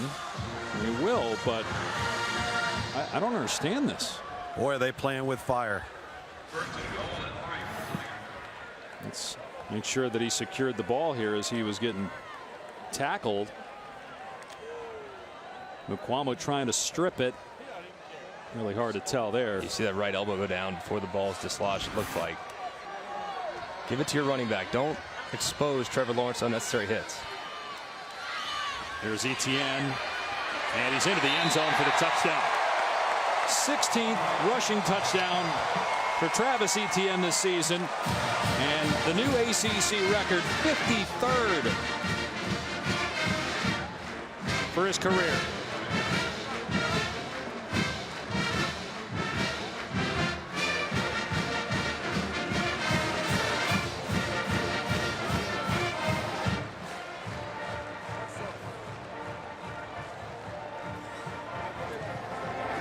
And Potter makes it 38-3 Clemson.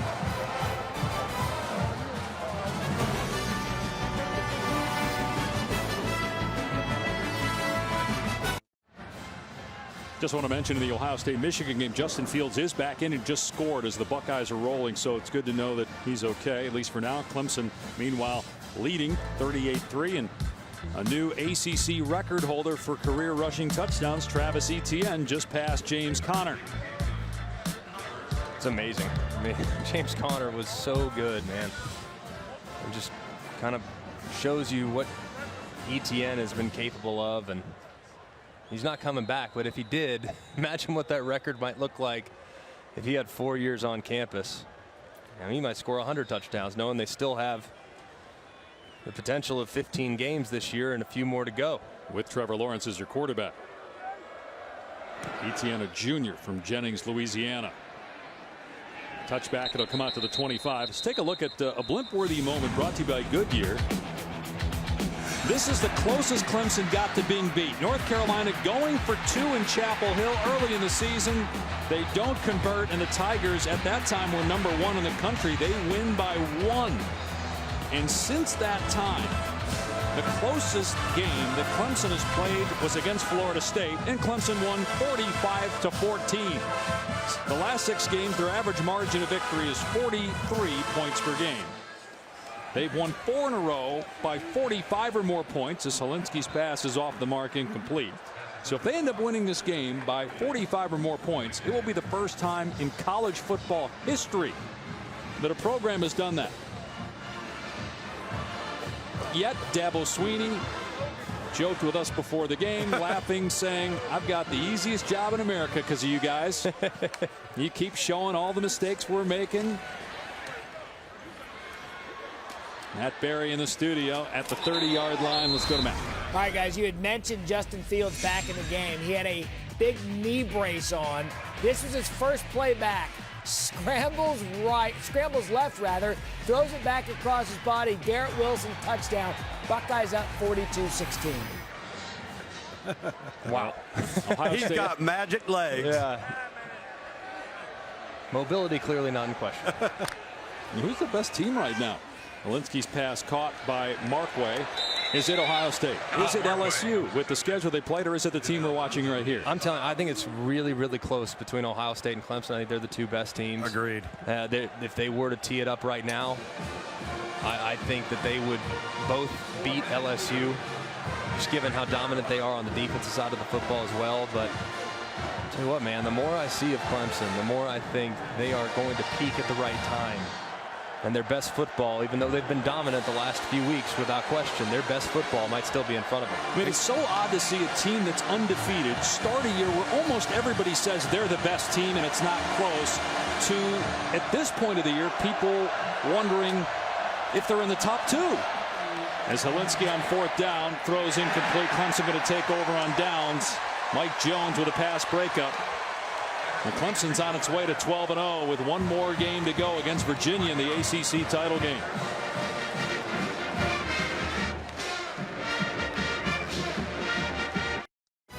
ESPN College Football is presented by Xfinity. Get the ultimate in-home Wi-Fi experience with Xfinity X-Fi. And in part by Mazda. Feel alive. Well, there's only been 2 programs to win 3 championships in 4 years. Nebraska 94, 95, and 97. Alabama 2009, 11, and 12. Clemson has an opportunity to join that group in Dabo Swinney's 12th year. It's going to be his 10th 10-win season with 2 national titles. 9 straight 10-win seasons. As Lynn J. Dixon gets the carry out to the 33. Chase Bryce, by the way, is in the game at quarterback, so Trevor Lawrence is done for the day. Bryce is a sophomore, thrown 73 passes this year. Led Clemson to a win against Syracuse a year ago when Lawrence was hurt. Yeah, he was the hero. I mean, just one of the crazy outcomes of the season last year, that Syracuse game. And Chase Bryce delivering on that 4th down completion to keep the drive alive to eventually take the lead. Dixon lost the ball but covers it up. Lawrence over the last 5 games, 16 touchdown passes, no interceptions. Yeah, he's been outstanding. I mean, really, really good. And even today, I mean, those first 12 pass attempts, he was 6 of 12 and probably had 4 or 5 inaccurates in those first 12 pass attempts. But since that point forward, it's been full speed ahead. He has been off the charts good here in the final 3 quarters of this football game. Going to be the 27th consecutive win for Clemson. Here's Dixon on the pitch, and he gets the first down. Out of bounds around the 21. The good news for Clemson fans is that number 16 standing on the sideline with everybody that wears a single digit on offense. Yeah. All right, all the starters. Get T. Higgins, get Justin Ross, get those guys off the field. Get them out. Although you do have the offensive line still in there, some for of the most part. You've got a couple of backups in there, but right side of the offensive line, Cervenka and Ankrum still in there. Bryce to throw here. Goes to the end zone. Ooh. Into the camera well. Luke Price just bounced off that thing like it wasn't there. Yeah, it's really tight in the back of this end zone. Photographer getting out of the way. Pretty quick by the photographer getting out of the way, but man, I'm glad he's okay. Good look at it. Boom. Like it's nothing. Got to run Dixon. And he's in trouble in the backfield. And thrown down at the 28-yard line. Enagbari and Jamie Robinson on the takedown. The last time Clemson did not score in a quarter was the 3rd quarter of the North Carolina game back on September 28th. Pretty good run. I mean, to score in every quarter is ridiculous. Got an injured South Carolina player. It's Jamie Robinson.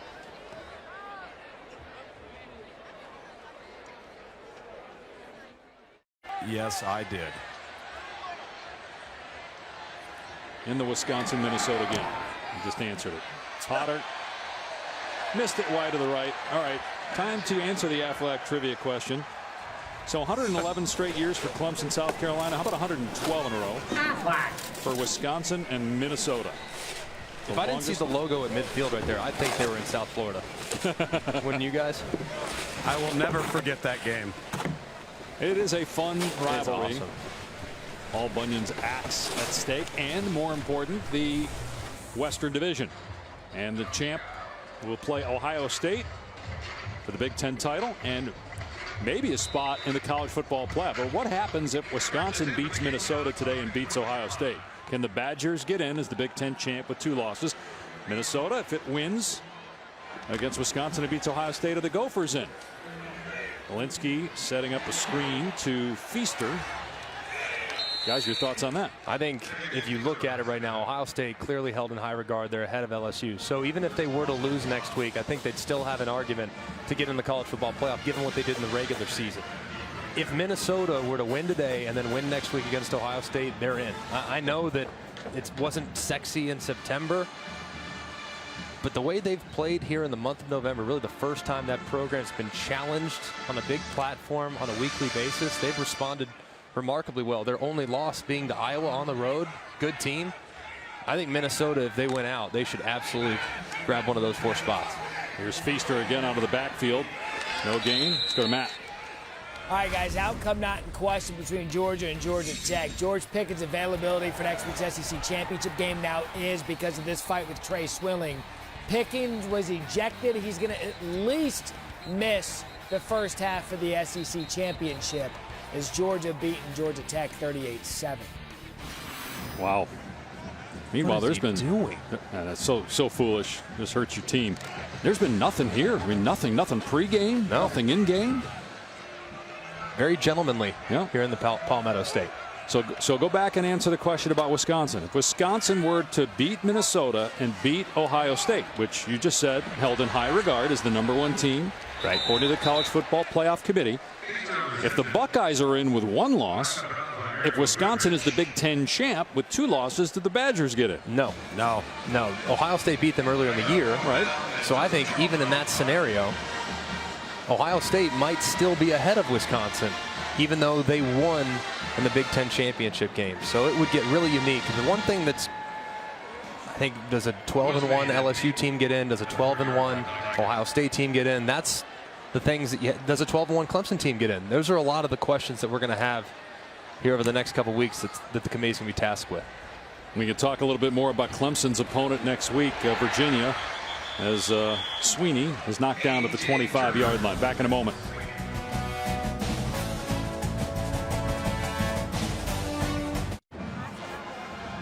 Tonight after SportsCenter from Los Angeles and after Arizona State at SportsCenter, Stan and Neil, they'll have the best college football rivalry week reactions.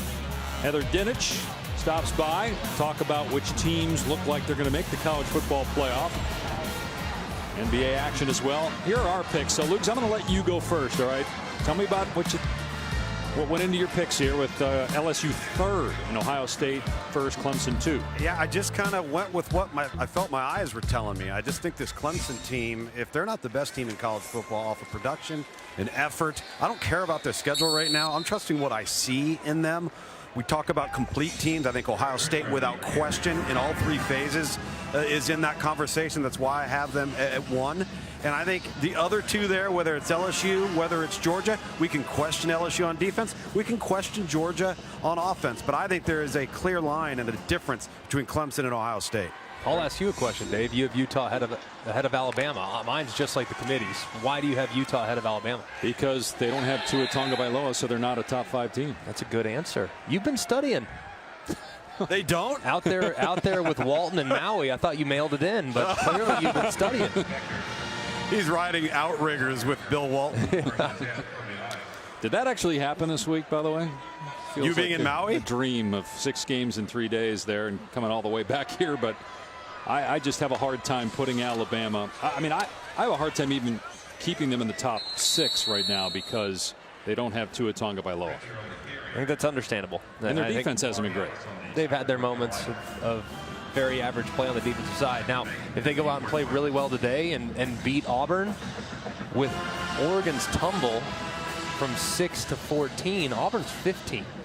So if Utah, their big win is against Oregon, well, maybe Alabama's big win might be against Auburn. So I think Alabama has a chance, but they probably need a little help from some of the other teams in contention. Bryce's pass incomplete. Here's the big question. We've been talking about all these scenarios. Are we even going to have these scenarios? Or is it going to play out where Ohio State, Clemson, and LSU win the 3 championships next week, and it's all about that 4th spot? That's what I think is going to happen. That's what I forecast too. The closest game next week will be between Georgia and LSU. And I think Georgia's offense is more capable than Auburn's offense is. And Auburn only scored 20 against LSU. Georgia might be able to score more, and their defense is every bit as good as Auburn's, who held LSU to 23 points. So I think Georgia can give LSU a run, but they need to play really well on offense. There's Bryce on 3rd down and 8, and that pass is caught for a 1st down by TJ Chase. So then is it as simple as this? If the scenarios play out the way you guys are predicting, Is it Utah wins tonight on ABC against Colorado, beats Oregon next week, and the Utes are in no matter what? Like I was saying earlier, though, I kind of got, after Trevor took a big hit, I got completely discombobulated. But Utah's really good, and they're not a blue blood. They didn't come in with a lot of pop and sizzle in the offseason, but if you watch that team, they're really talented along the defensive front. Their quarterback's playing excellent. So I think Utah, even though they're not a marquee big name, if they take care of business tonight, get to the Pac-12 championship, beat Oregon in the Pac-12 championship, I think they have a very convincing argument on their behalf to occupy that 4th spot. And you got Oklahoma. What if it beats Baylor twice? You know, that game next week, noon on ABC. Oklahoma's inconsistencies scare me. There's Bryce pitching it to Chaz Malusi, tripped up by Robinson, who got hurt earlier, so good to see him back on the field. Of all the teams in the discussion that we're having right now, whether it's Utah, whether it's Clemson, so on and so forth, Oklahoma, from a strength of schedule, is going to carry some weight, especially if they beat Baylor twice. But they might have the worst eye test of all the teams in contention right now. Yeah, their highs have been really high, like the first half or the first 3 quarters against Iowa State, or the second half against Baylor, but the lows have also been really jaw-dropping at times with the way they've played on the defensive side. Incomplete pass, 4th down. Clemson has Virginia next week. And Oklahoma has a chance, too, tonight to strengthen their strength of record as well. No doubt. Oklahoma State still in the top 25, actually sitting at number 21. So Oklahoma's going to have an argument if they can take care of business the rest of the way. But I don't know if they're going to be able to play in the way they are on the defensive side. Kingsley Enagbari shaken up for South Carolina. So here is the ACC championship game primer. Clemson has only lost 8 times to Virginia. They haven't played since 13. This will be the 5th straight title game appearance for Clemson. Tigers have won the last 4. And this will be the 7th different ACC Coastal team in 7 years in the ACC title game. That's amazing, isn't it? I mean, you think when the ACC went to 14 and realigned their divisions, they thought it'd be Florida State and Clemson every year coming out of the Atlantic, and in the Coastal it'd be Miami or Virginia Tech. And sure enough, all 7 teams in the ACC Coastal have been to the ACC championship. And how about the job Bronco Mendenhall has done in getting that Cavalier program back to where they want to be, and a team that could very well make their way to the Orange Bowl come Selection Sunday. Enagbari being helped off the field for South Carolina with 2:16 to go. Clemson up 38-3.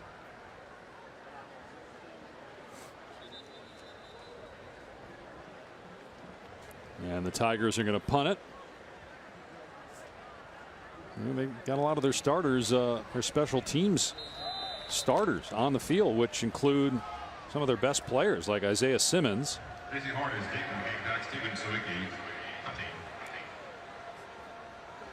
Steven Sawicki punted here, and penalty marker down. Full start. Number 1, offense. 5-yard penalty. 4th down. Just not sure why you'd have all these starters on the field for this. It's a punt. You're up 38-3 with 2 minutes to go. Knowing you're on the road, I don't know what the travel roster allotment is. Maybe, yeah. You might not have enough guys. Yeah, that's fair. Especially knowing the positions that those guys might occupy. And South Carolina looked like it was offside there.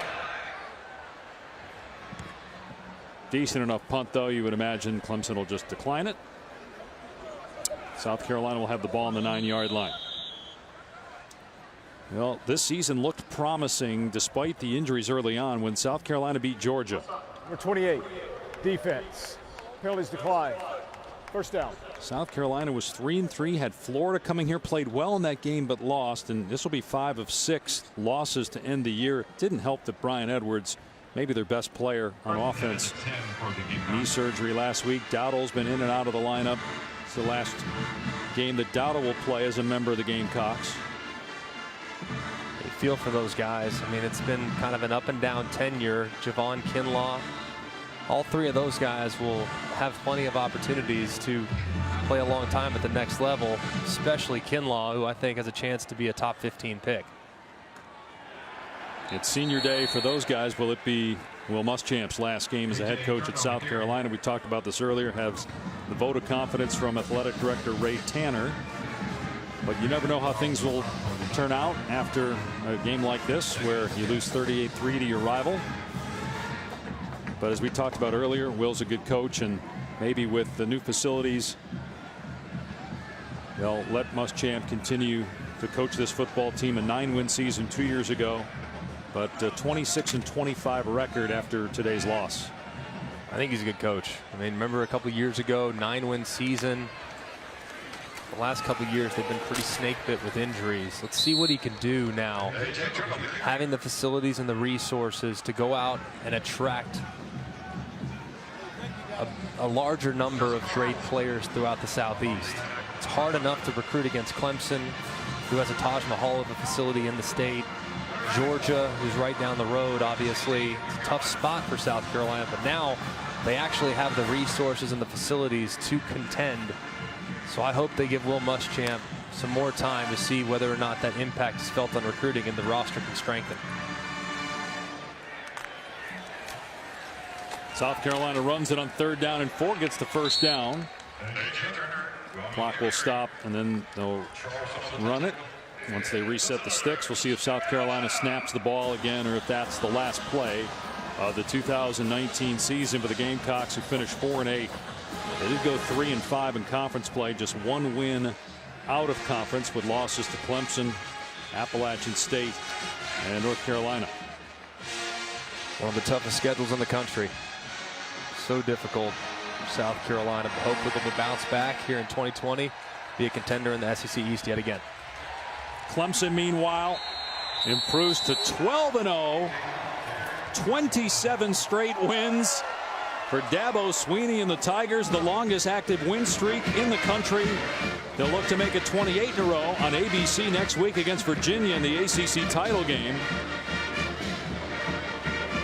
And trying for their 3rd championship in the last 4 years, accomplished only by Nebraska and Alabama. Let's go to Tom.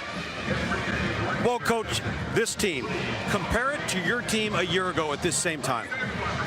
I think this group's a little bit ahead. I think that I think our stats demonstrate that. I think we really have played dominant football in 11 of our 12 games. But at the end of the day, we're 12-0, just like that team. But you know, that team last year was special, and they made a decision to finish.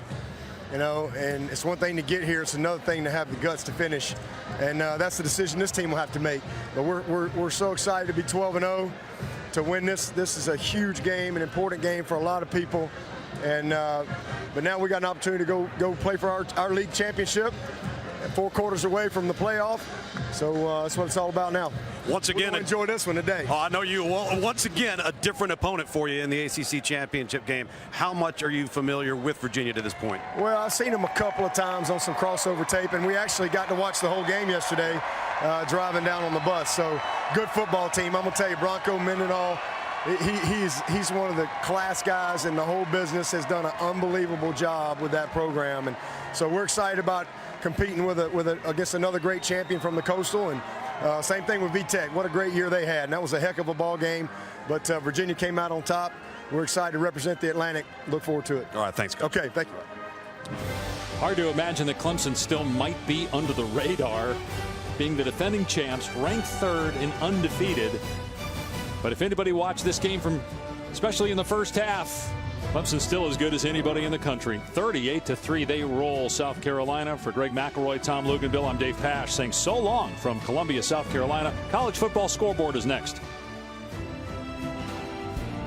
ESPN thanks you for watching this presentation of the Southeastern Conference.